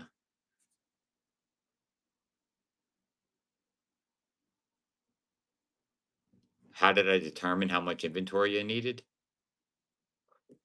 I had at the time when I first started, a backlog of inventory to be able to capitalize on the opportunity that Whatnot provided. Outside of that, you have to build the understanding through sales. You can never have enough inventory. I don't know. Um, you can, in my personal opinion, but we'll save that topic for another day. My suggestion is you buy inventory, you sell it, and you start keeping track, mentally, and you can, go and look at your data and your numbers, and then adjust accordingly, and then you'll learn and find your sweet spot. Someday you might end up being like, wow, I had way too much. I had way too much that time. And then another time I didn't have enough. And then you have to adjust as you go. There is no static answer to that because you're going to build your own sales pace. You're going to build your own buyer base. And you have to accommodate for that as you go based on how you sell and what you sell. So there is no just flat out answer that I can give. It's all stuff that you need to experience and build and change and adapt as you go along. Well, yeah, Zoe's treasures. Zoe's treasures talking my language. Tied up cash is a colossal resource. Tied up space, huge resource. So my first show was a huge success, but I hated it because of the other sellers on the platform, and I didn't want to associate with it and left. Came back 3 months later. The the rest is history. Donna, you know what's funny? Bill told me about that. Before I knew who you were, Bill followed you on YouTube. And he's like, yeah, Donna came. He didn't even say Donna. He just said, there's a YouTube seller that came on, didn't like it, said they weren't, even though they did really well. And he was like, I don't understand. They seemed like they did really well. And then it turns out it was you. And the rest of that story is history.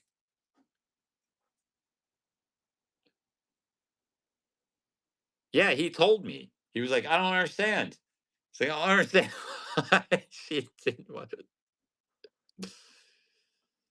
It took 3 years to come back. I've seen people have plus signs for price on their listings. How do they? I don't know. I don't do listings. Thoughts on wholesale in category long term with the shipping increase? I don't know what you mean.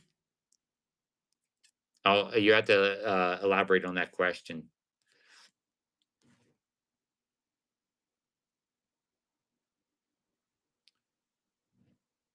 For larger items, guys, how or where do you get low cost shipping boxes and not lose all your revenue to packing costs? Cases and bundles. I mean, here's the thing. Okay, this is also why inventory, Zoe, like all of us, you have to understand having lots of inventory. Now, here's where it really hurts you. Think about it from this perspective. If you're not selling, this is why I love volume sales, why I like getting stuff off the books if I can, as quickly as possible. I still succumb to excess inventory. That's why I'm going through a buying hiatus every quarter. Right now, I'm in the midst of a 2 week buying hiatus in order to clean out some back inventory because this kind of stuff happens. Shipping costs go up. And now your cost basis of the merchandise you source stayed the same because you can't change that. You can't go back and say, hey, I need to change the prices I'm willing to pay for this stuff because my shipping costs, my expenses have gone up. So usually a lot of this stuff uh, gets solved from the sourcing end. And I know it's easy for me to say that. Words are very simple. In order to get it actionable, you have to reevaluate certain attributes instead of spending a bunch of time trying to find cheaper shipping supplies, which isn't bad to do. You can go do that. Me personally, my time value is to just buy in bulk um, from places like Uline, WB Mason. If you're in an area which you can get it because they have free shipping for their boxes, and you can get the same pricing that Uline has for you. Hey, Jack's Treasures. But if you had a bunch of back inventory, you basically consider that what we call sunken costs. It's costs you spent, can't do anything about. It's going to eat into your profit. JV, rating with the party 16. JV, thank you for the rate. JV, you alone can feel free to plug your shows. Let everybody know what you sell when you sell it. Anybody likes what they have to say, please build market follow. Remember, everybody one and only one person can plug their shows. That's a rater and the rater only, which can do so up to 2 or 3 times in the next several minutes if they so desire. Again, thank you for the rate. I hope you had a great, wonderful show. So back to the shipping box situation. So this is why you have to be nimble and understanding that, okay, now I'm going to take a hit on a little bit, few items. Now, the other thing you have to understand is that if you're selling larger items, the shipping overall, uh, to a certain extent, should have come down. Okay. In a certain range. Like if you're selling items, I believe, like in that 5 pound range now, correct? If you send out a box, it's going to be a few dollars cheaper than it was previously. Yes, am I correct in that? I mean, based on the numbers I was looking at, which compensates for upwards of $1 in box costs, and you're still ending up with more in the bottom line. I know the expenses get crazy when the dimensions start changing, and it goes up astronomically. So, what that means is you have to alter the items that you're selling. So, my suggestion to you is you're going to have to bite the bullet, sell the merchandise, and as you sell, adjust accordingly. Meaning that as you sell items and find out whether or not they cost you a ton of money, like large items, find out how much money it's costing you, and determine whether or not you want to continue selling those.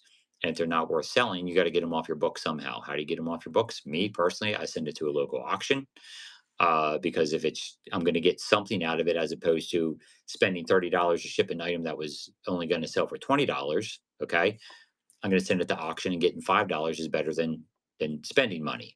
Okay, gets extra capital for rebuying. And it's also teach you a valuable lesson that things are constantly changing, adjusting, and going to be shifting on this platform, thereby having a nimble and controllable uh, um, sourcing environment that's going to benefit you. Okay, so having lots of merchandise as a backlog, this is yet another example of how it can become costly.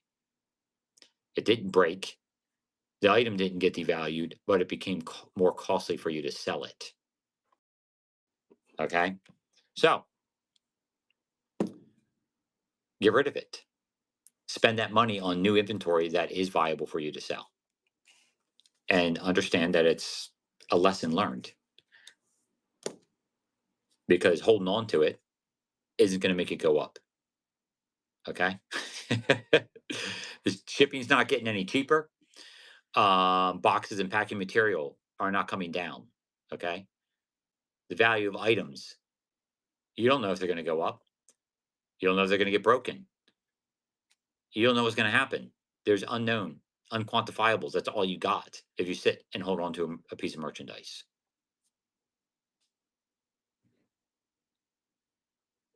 For me, as a seller of large box, heavy items, it seems to be beneficial. Would you agree? Well, it depends.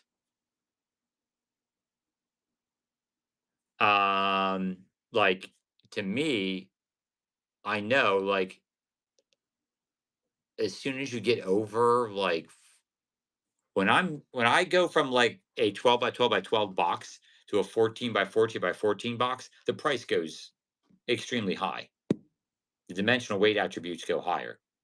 Huge difference. So if you're selling large items, it's going to impact you a lot until they start implementing third party other shipping options like FedEx and UPS, which it's Now that they've done this increase, it's going to have to. They have to start rolling that out to everybody. So there were some other questions long time ago. Please ask them again because I forgot. There was somebody talking about modding.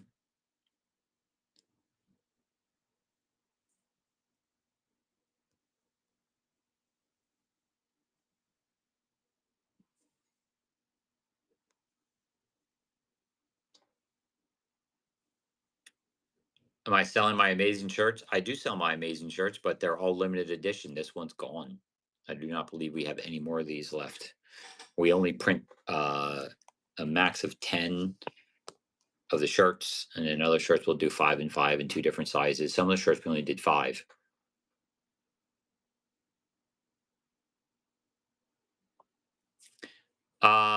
First, I'm going to answer Colton. Any thoughts on that update? Reactions and fonts and whatnot. Don't like it. It's a colossal distraction to the selling. I don't like the extra little bar that gets in the way. So if you have show notes, that bar, chat, all that, depending on how large the text are and the person that's watching the show, you have like this little tiny box of visual real estate now in order to show your merchandise. And then people have to swipe away in order to see what you're selling to bid, which eliminates one of the core principles of value to this platform, and that's the live interaction, the experiential element, and the engagement of community. So I don't like it. And it's mirroring competition, which instead of altering and staying ahead of the game and stop backwardation of trying to follow what other people are doing, that seems to be effective. We're not the same. It's two different buying pools, two different environments, and um, it's problematic and colossally distracting. It's confusing that it happened. What was the other question? CP treasures. Yeah. Yep, I'm going to be talking about that tomorrow. That's going to be a rollout. Different things are going to happen over the course of the rest of the year. So you just keep. It's not like I'm going to be like, oh, this is everything that's happening. That eliminates the fun and the intrigue and the curiosity of what will be available or what opportunity will be provided in the future with the cards. Thumbnails, logo versus product if we don't have a large following. Fay West Designs, my suggestion to you is start branding and start branding early. That means thumbnail with video. Do the thumbnail and then do a video of your products that you're gonna sell. So if people top in, you want to build that foundational anchor that is associated with you and your brand. Consistency. And don't use your pets, don't use your kids, just suggestions. Don't use AI to create your thumbnail. Well, I shouldn't say AI. You can use AI to create your thumbnail, but don't do an AI picture of you, like an altered AI of people. Like, do something. My personal opinion, artistic or um, with AI, you can do all kinds of stuff. And I know people will be like, "Oh, it's an AI generated picture." I think the thing that bothers people the most is AI generated pictures of you as a person that's colossally altered. And that is a huge effect. And I'll tell you that. And what I'll actually elaborate on that a little bit right now. So my my personal perception on this, okay, observation. So people have these pictures of themselves altered with AI, and then you go into the show, and is there any correlation between that picture and what the show has to provide? You can answer that question. It's a yes or no question that everyone can answer. Okay. So, you think that's a beneficial or negative attribute to the first experience of somebody in your show? Having a false representation.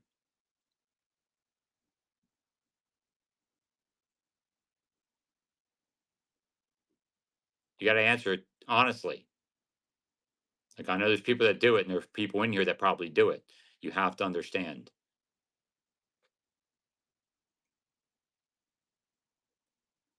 Not even try. It's just a negative correlate right out of the gate.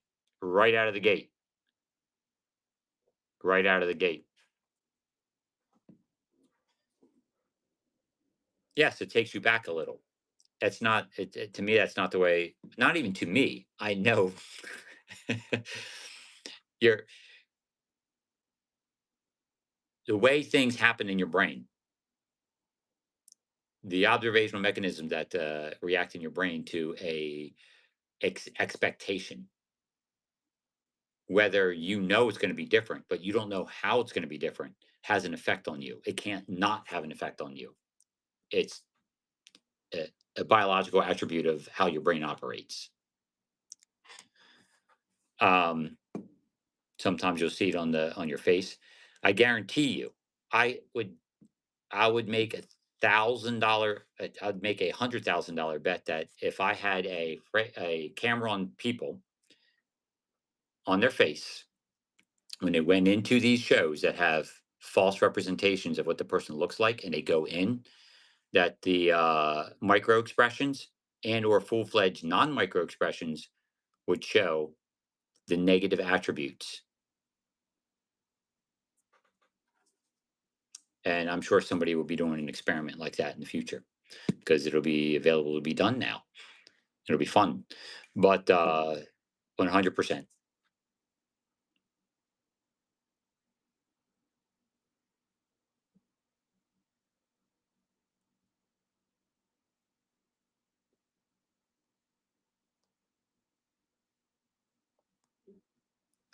So, yeah, catfishers. Yeah. What other questions have we got here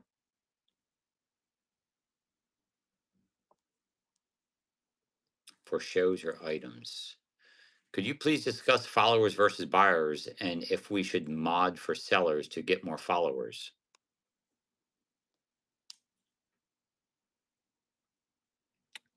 Raffle stuff, anything that deals with borderline gambling, I don't. It's not anything because that's all going to get washed out of the system or complicate things on a compounding basis as the future grows. You're just basically setting yourself up for uh, constantly needing to make changes to your selling strategy. So followers, buyers. Look, my principle behind selling is turning buyers into followers. Okay, Uh, that is your goal. Your goal is to sell stuff. Okay, turning a follower into a buyer is a colossal undertaking in comparison to turning a buyer into a follower. So running your show that's geared towards easing the buying experience, increasing the likelihood of somebody buying as opposed to following. That's what you're after. So trying to get a bunch of followers is not the way to go. It's just not. Um, there's so many principles built into the buying experience that keeps people coming back. And if you spend your time focusing on that, that's where your money's at. If you focus your time and energy at getting buyers, you're going to get buyers. If you focus your time and energy on getting followers, you're going to get followers. But then you have to turn the followers into buyers. And how exactly do you do that? Can somebody articulate the systems of which you have to employ to turn a generic follower into a consistent buyer? I can articulate ways that you can turn a buyer into a consistent repeat buyer and then turn them into a follower as a result. Because people that are repeat buyers are followers. I don't think I have a single repeat buyer that isn't following me. Can anybody? I'm serious. Can anyone articulate the system that you have to employ and then the proof that it works and can show that they take followers and turn them into buyers and then turn them into repeat buyers, all from them initially just being a follower? And that it is a percentage high enough to be worth the time and effort that they put into it in comparison to doing it the other way around.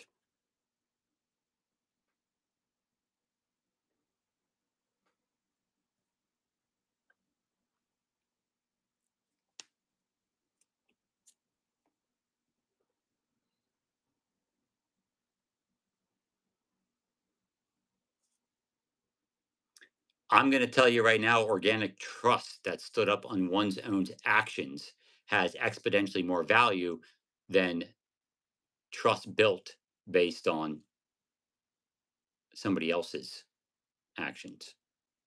And then you become part of that ecosphere, which means if there's a problem that they have with that person, that translates to you, the positive and the negative. You are not creating your own. Guaranteed organic is the way to go. Organic builds the foundation builds exponentially.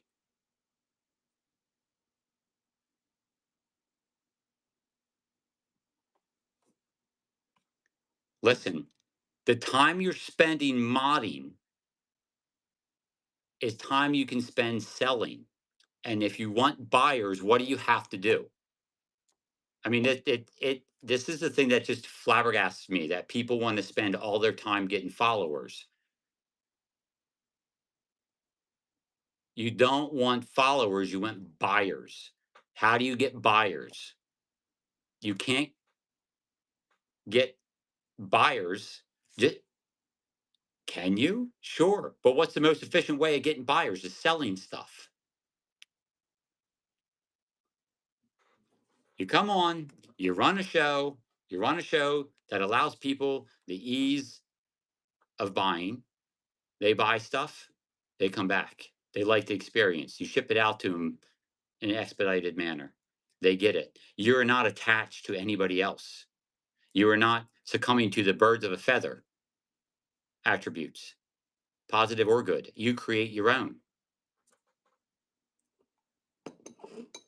You are not reliant. You're an independent success story that way. You don't need somebody else's accolades. You don't need somebody else's community. You create your own. Those are the foundational principles that lead to true and pure success on this platform. Otherwise, you are opening yourself up to pitfalls, potholes, speed bumps that are not even of your own making.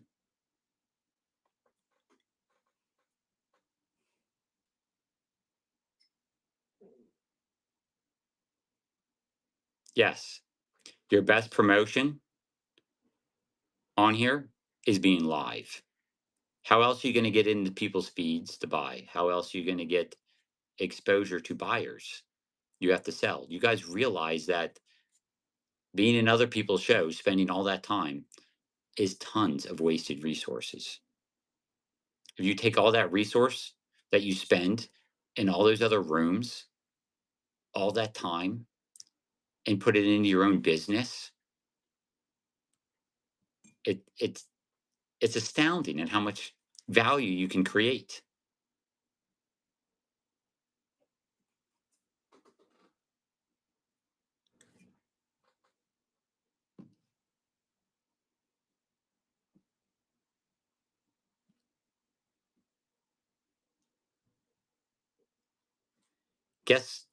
Listen, if you want to go mod and build your business that way, go knock yourself out.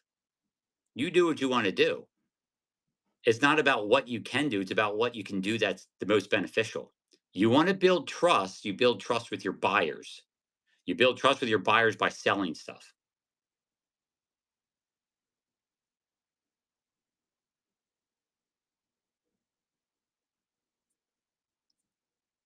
Listen, it's the it's the amount of success that you can get.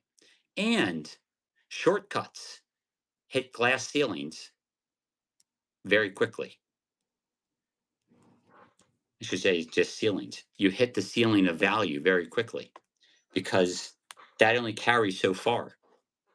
The attachment theory, the attachment attribute will diminish. Whereas you build your own brand from the foundation up, you can build and build and build and leverage and build. It's not about building trust through somebody else's. Now they trust you to answer the questions for that other person. You still have to build the trust for your sales. And what if the way you sell is different than the person that you gave the impression of trust to? And the way you ship out is different than the person you gave an impression of trust for.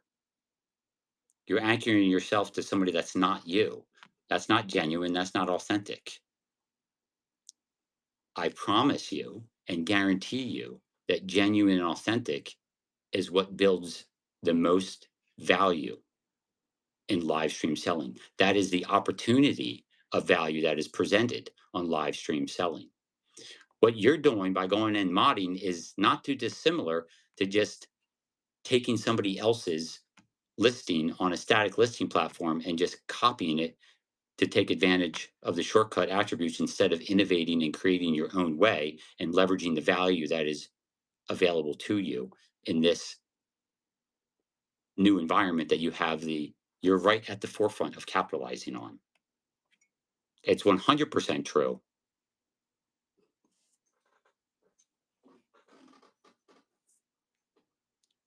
1,000% true.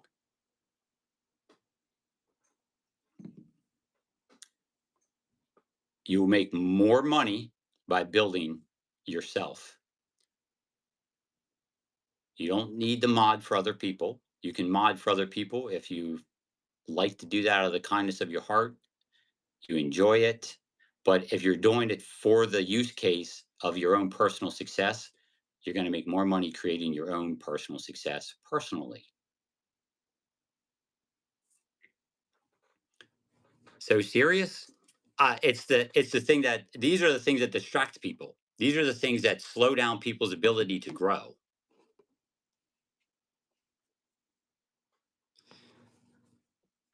Like I said, I didn't say you can't be successful. I'm saying the opportunity cost of what you could have accomplished was diminished because of going through that way. This is where you don't understand. This is the part that people fail to understand is just because somebody was successful, the fact that you could have been more successful had you done it in a different manner. And it pays off exponentially. No, I don't always spit fire like this. I'm very passionate about what creates success and the opportunities that are laid before everybody in this platform, and they get distracted.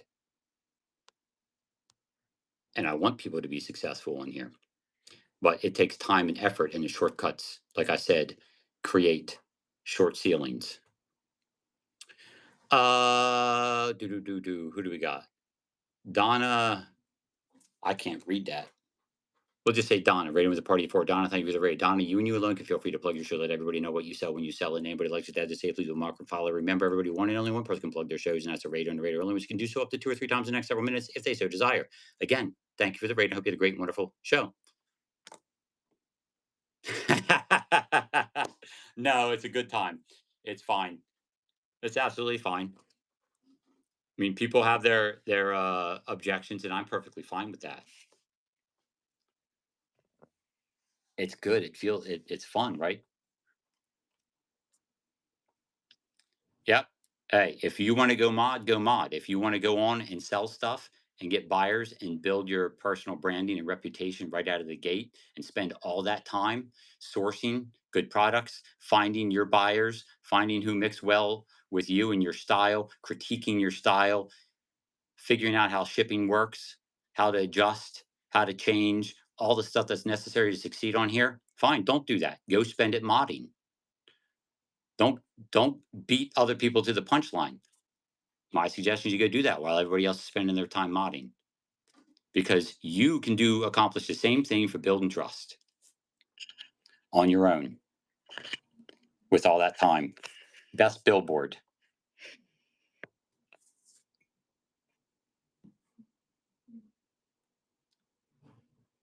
With an empty room. No. No. Everyone starts at square one. And the faster you get on, the faster you sell.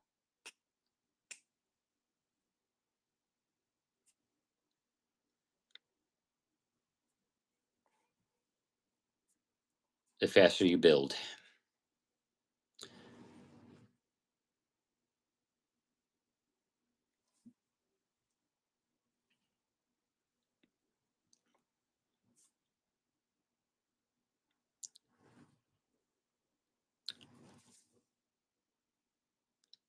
Let's see here.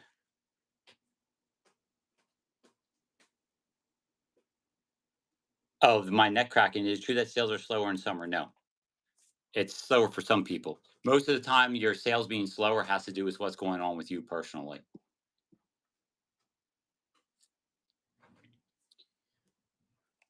Summertime, like a lot of people that have more distractions, less time, less opportunity to be involved in their business, it just creates a self fulfilling prophecy. So that's why you always hear every time of the year is slow time. There's people that say tax time is slow time. There's people that say summertime is slow time.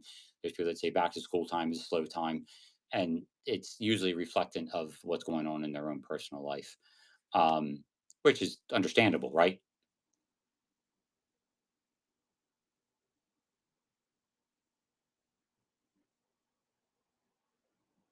Yeah, yeah, no, no, no.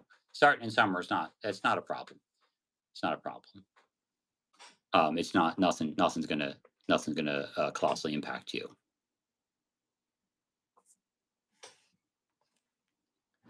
Yeah. So yeah, my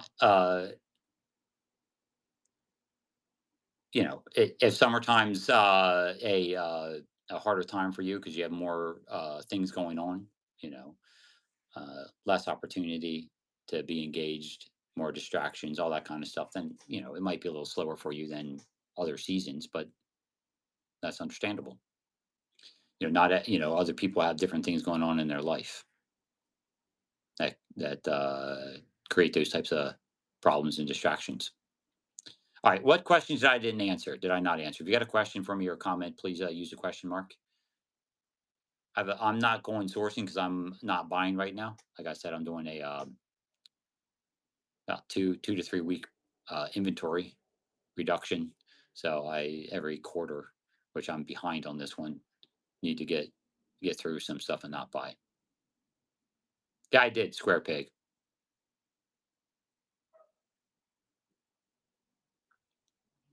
Yeah. Again, yeah, Donna, if you have all the other principles I talked about, people are going to stay in your show. People are going to come in your show, um, and going to hang out. If you have merchandise that they can see easily, immediately once entering your show, have frictionless buying environment as much as possible. That means standard shipping, max shipping prices, standard costs across the board as far as your start prices go, and items that have value at decent prices, and utilize the time attribute that you save from not spending it in everybody else's room or doing all kinds of other unnecessary things, and utilize that to find better deals so you can provide better deals. Use that time to create better strategies to allow your people to want to provide the ability for people to stay in your room through the fundamental principles we talk about on here. So time is a very, very important resource. Time is your compounding resource to everything else. Okay. So when you spend time, that is your that is the biggest value. The more time something, like let's say we talk about time, space, and money. Okay. Money held up in product over a longer period of time is a compounding loss. Okay. Also attributed to, if you held it for a long enough time, you end up losing money to shipping changes. Space, another thing, compounding time wise. If something's sitting in a space for a long period of time, it's taking up that space. It's costing you monthly expenses to have it there. So the longer it's there, the more expense there is to it. It's not static. Time is your ultimate value. And you can theoretically find as much space as you need. But what you can't find is time. You only have so much of it. And you have to utilize it as best available option that you can. That's why when I say things, and that's why I get passionate, because people fail to understand that time is your most leverageable, most valuable attribute to your business. And when you waste it, you're wasting all the other opportunity exponentially. Okay. If you waste some space. If wait, everything else is a smaller factor than time.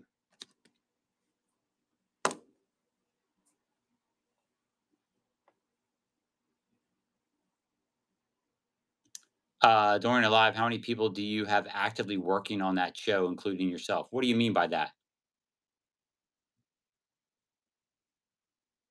Yeah, Jack's Treasures entertainment is, like icing on a cake. You got to create the experience in the environment, and entertainment is part of the experience or the environment. But you can create an experience that doesn't rely on entertainment, that becomes a valuable and uh, leverageable experience based buying for your buyers. And entertainment doesn't have to be part of it, but and I'm using the term entertainment as you doing things intentionally to create additional entertainment.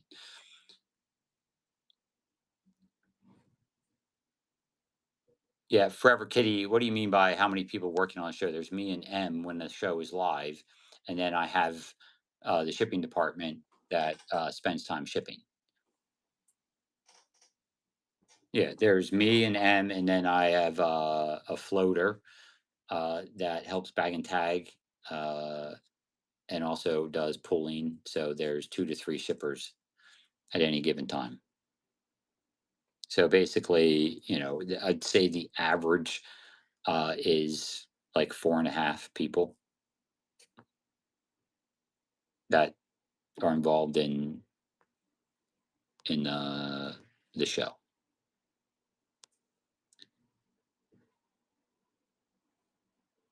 Except our Friday show.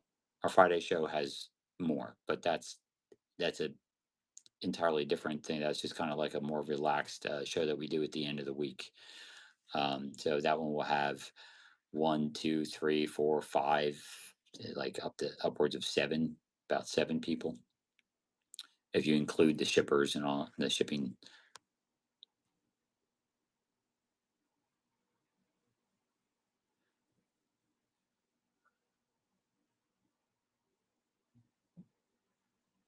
How much honest energy?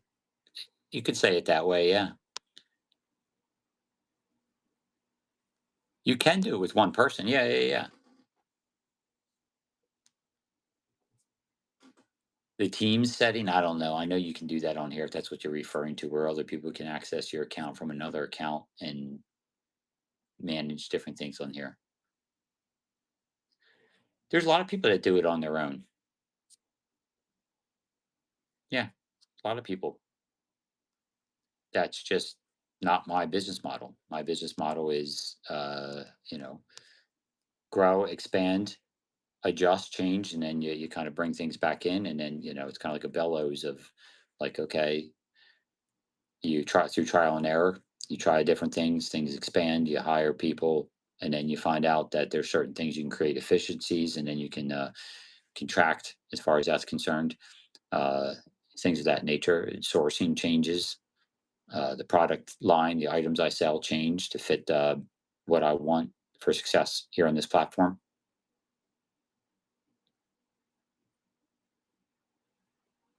Trying to find the items. Again, if you have a question or comment that you want directed towards me, use a question mark so I see it.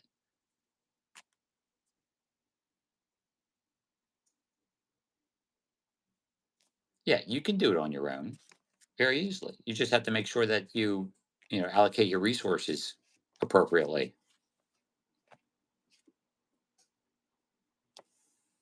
Yeah, yeah, yeah. You don't need a team like me. You don't need a team like me. And it depends on what category you're in as far as numbers and stuff like that go. If you're in the coin category, you could do it on your own very easily and hit astronomical numbers. I mean, profit's a different story, but I always think having another person is very helpful.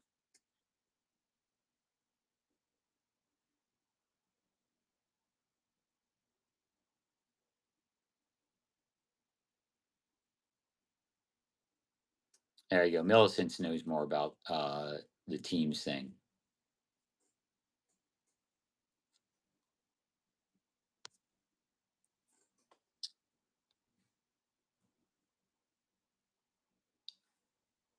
Forever Kitty, you talk about having another person with you. Yeah, having another person with you is extremely helpful. Bagging and tagging, you move a lot faster. Um, a lot of times. There's ups and downs. There's pros and cons to it as well. So, but I'll refrain from going into those in great detail.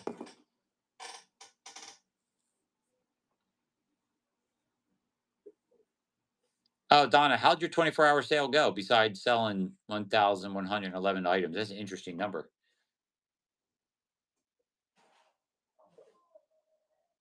You did really well. Yeah, I wouldn't even do that. I wouldn't even do a 24-hour sale. We did, like I said, a 12-hour sale, and I was just like, yeah, no, I'm done. Did you have shifts? Did you have other people selling for you during the show? So you could take breaks, or did you just power through? You're gonna do it again. That's dedication.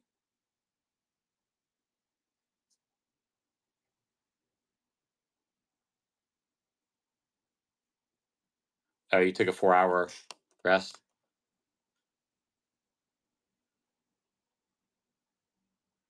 Oh, Debbie, that's awesome. I'm glad to hear it.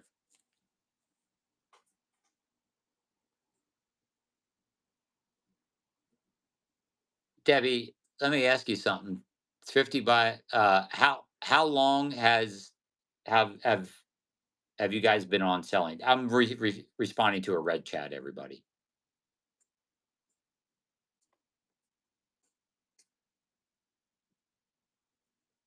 Okay, so you've been on 1 year.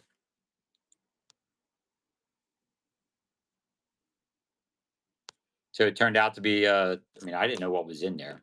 I mean, when you saw the top of that, seemed like there's some pretty good stuff. It's been tough. What kind of did you change up the way you sold that stuff than you normally do?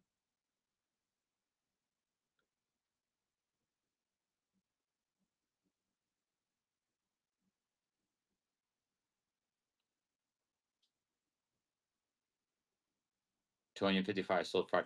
Everyone, I'm talking to Debbie bought a pile of sterling silver off of us a couple weeks ago, and then did a show with that sterling, and they said they did very good.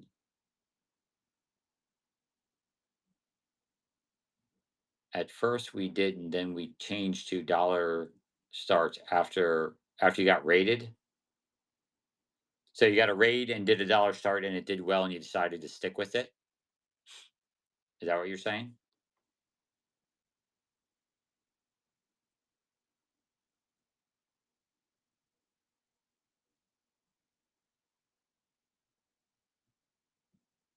The seller rated you twice. Well, my question is, did you like? Let's go over this real quick, and then I'm going to get going because this is a good use case. I like this type of conversation here. So that's awesome. You did over $4,000 in sales. Now let me ask you something. Let me just ask you something. You said you started doing dollar starts like during the show. What's your normal selling format? What's your normal selling format? How do you normally sell? It's a different selling name. So you do sterling at $9 start bids. Okay.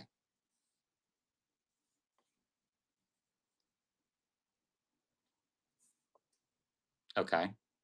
And then you got rated and decided to do dollar starts. Am I understanding that correctly? Okay. And did it do well when you shifted to dollar starts?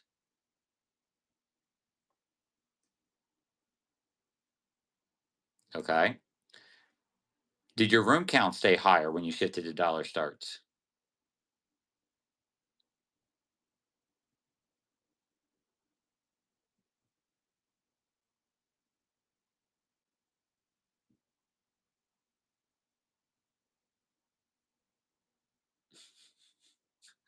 I'm sorry, I just had to paint a picture, Zoe's mod. So you started with you like. Let me ask you this: what's your normal average carry rate?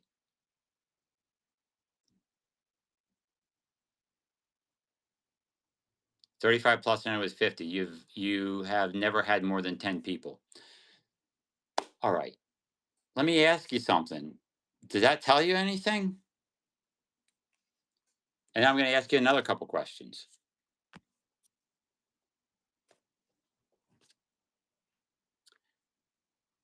What percentage of the sale were you doing dollar starts?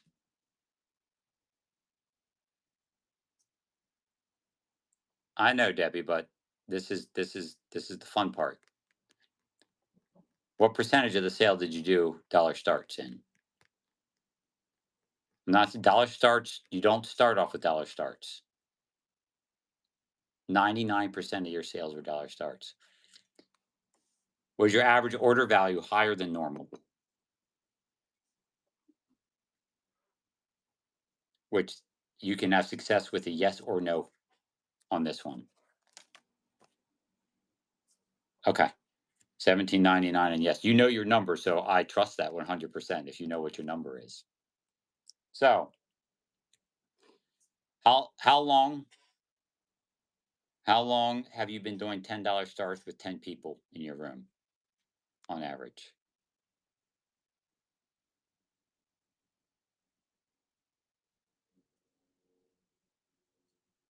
Has that been your base model for the entire year you've been on?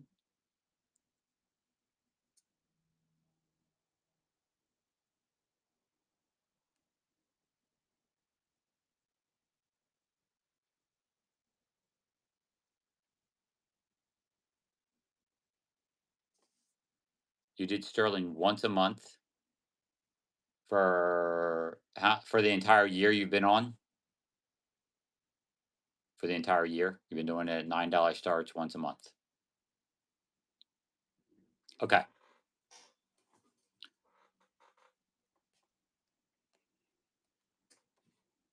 Here's the big question. When you were ending your show or during the duration of your show, did you tell them you'll be having another show and had it ready for them to bookmark saying that we're going to be doing dollar starts with Sterling? So during the show, you were telling everyone to go to the show and we're going to be doing dollar starts. When is that show? And everyone, just so you know, this is not, I'm talking to the person that this is not the actual account, which works out perfect because I'm not going to plug your account. I'm not going to do that because you're going to come back next Sunday and you're going to tell me how it did. And we're not going to have any undue influence. Okay. I know you'd like me to, and I would like to, but we'll do that on Monday. I want to know how it turns out.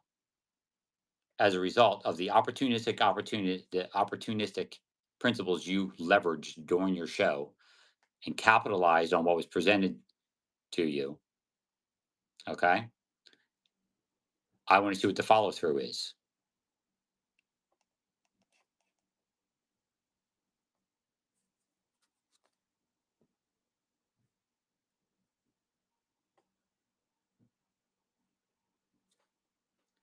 That's perfect, Deb.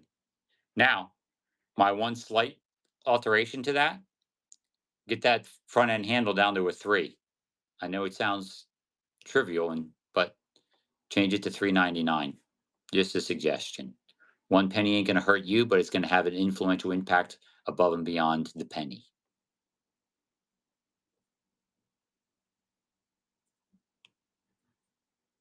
Trust me. It's why everywhere you go has 0.99. Yeah, yeah, yeah. The 78 doesn't do you any that do 3.99. You'll be fine.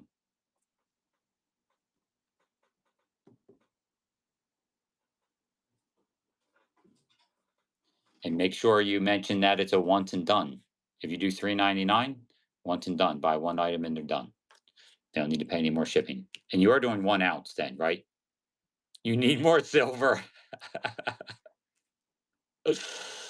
Oh, you do? Well, how much? Hopefully, you have enough out of that bag that I sold you that you know. Okay, you got plenty out of the bag, right? for 2 more shows. Yeah, yeah, yeah. Hopefully your average stays the same, and then you can realize that you can leverage that and start doing silver shows on a consistent basis. What was the environment that you guys do when you sell? Do you do live sorting? Like, how do you do that? Or did you pull all the stuff out and polish it up, and like, how do you do that?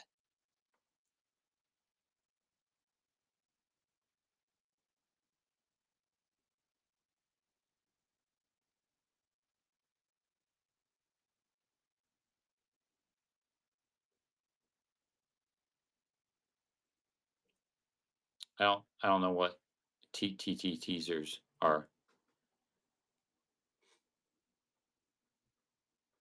You sorted for days. Oh, okay.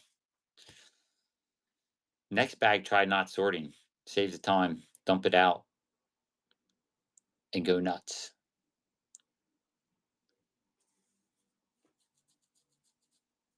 Just it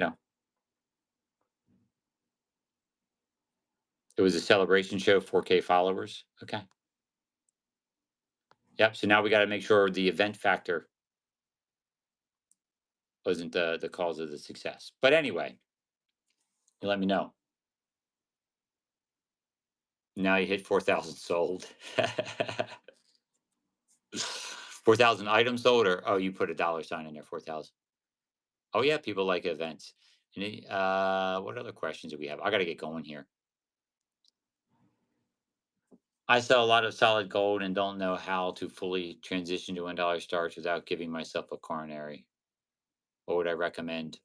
That's not with gold on here. That's not going to happen. I don't know what your selling style is. I don't think that. I mean, that's not true. There's people that manage to do it. Um, I have my percentage of gold involved at a lower amount that it's uh, acts as either a well, frequently as a loss leader. So if I come across gold, I just sell it, and I don't like to know what it weighs. I don't like to know what its potential value is, that kind of stuff. It just provides a huge opportunity for people to get good deals, make some money in my shows, and creates an overall value for the entire show experience. But selling, if you sell a lot of gold, starting at a dollar, um, there's just it'd be one of those things where could you do it? Yes. Could you build up to it? Yes. And it would take time to build up to ability to do that. And I would be doing something like what I do and sprinkle it in until eventually you would be doing majority gold shows starting at a dollar because you have the full confidence and understanding that the prices are going to get to where you need them to be. Which it's doable.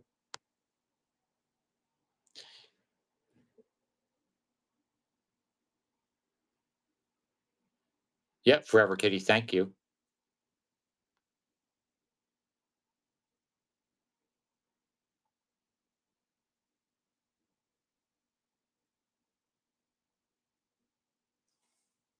Talk about weight. Oh yeah, I don't weigh stuff. Yeah, yeah. Weighing, that's why you'll never get your value out of it, because if you weigh it, it creates a baseline, and they'll tell you you need to weigh it because that's how I know if it's good or I know its construction quality. You tell them I'll let you know the construction quality. You tell them your experience, you understand, you've dealt with gold on a regular basis. I can verbally explain it to you. And what I tell all my buyers, I'm selling jewelry, not scrap. There's jewelry value. If I give you a weight, all you're going to do, whether you realize it or not, is you're going to anchor it to the weight value, thereby guaranteeing that I'll all but not make any money on this after fees, even if you paid full weight value. And why would I do that if I could just go scrap it and make just as much money? If you can explain to me logically why I would do that, then I'll be happy to continue weighing it. If not, we're selling jewelry. And people will, like I said, you already know their reasoning. They'll say it's because they need to know the quality, and the weight tells them the quality. And you can show them the depth, the thickness, be fully transparent in all angles and aspects of the piece. Tell them that it's good quality, the construction is there, the mounting's on, so on and so forth. Give them a real close look zoom into all those attributes, and sell it. Um,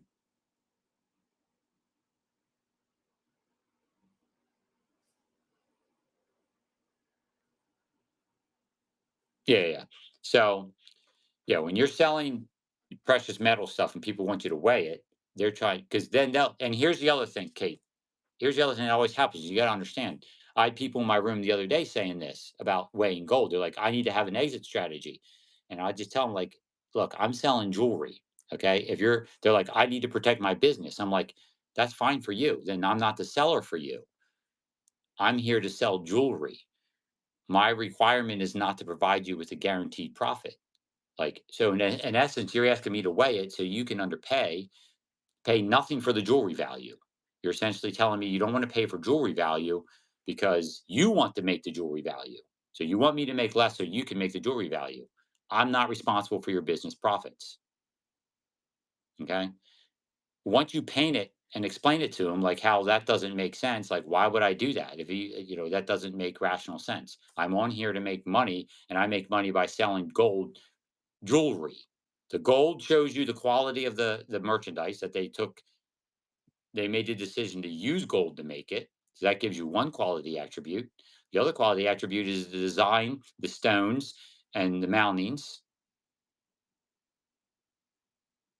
How do you calculate jewelry value? That's up to the bidding, Millicent. That's why I just run it. The value is their value on what they think. That's the jewelry value. That's just like the the numismatic value of a coin is determined by the market. So a coin has numismatic value. You can have a silver coin that's made out of 90% silver, and someone might decide to buy it only based on the silver value. And then there's people that are be willing to buy it based on the numismatic value of it.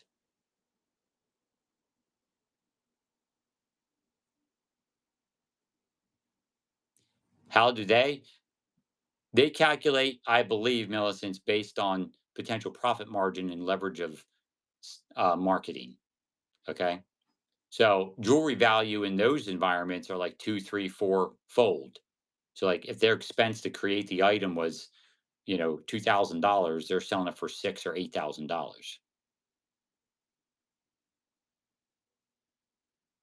Yes, they have a markup. Industry standard? There could be, but I don't know. I'm sure that's available online. That's why if you hold something up, the gold value, let's say, is $1,000, and they spent $500 in construction costs, and just speculating here. So they're going to put it out for, let's say, three times the money. So that's three, four, like 40. Let's just say rounded up, three plus times the money. That's $5,000. So you sell that item in comparison to that value, comparatively speaking. If you sell it for $2,000 or 2,500, you're selling it for half price of the potential jewelry value at a jewelry store.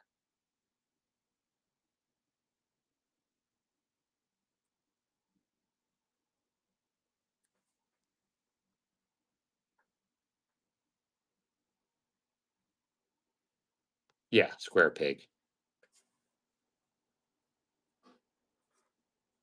Yeah, jewelry. I mean, and then the jewelry sales industry is, diamond, all that stuff. It's a controlled, marketed environment. Yes, they don't sell a lot of merchandise. It's more, it's a slower sales method. It's not like people are in there buying, one right after another, one item after another, coming in and spending, three, six, eight, 10, $12,000 on jewelry.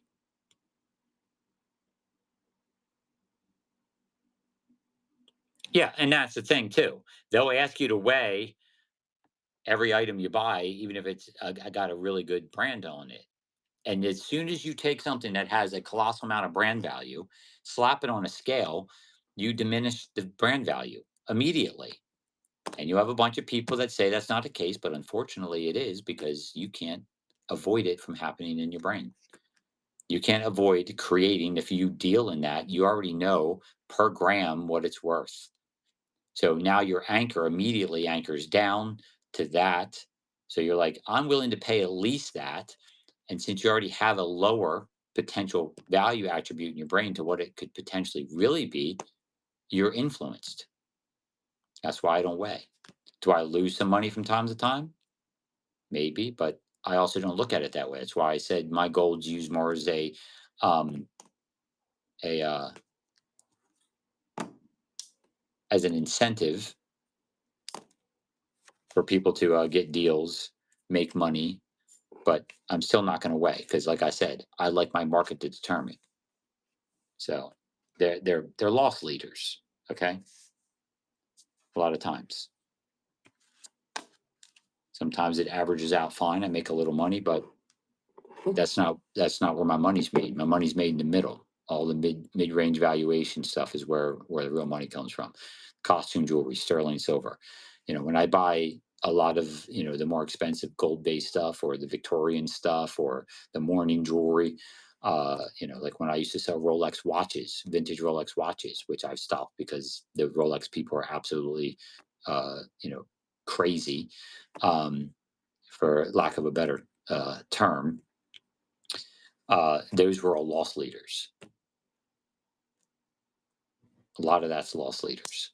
So, all right, I'm really I gotta go do some groceries. Go go do some grocery shopping. So,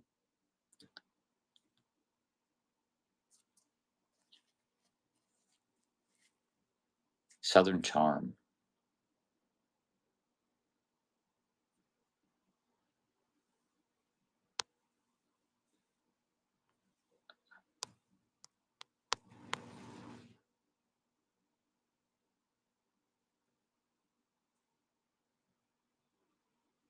We'll take your suggestion.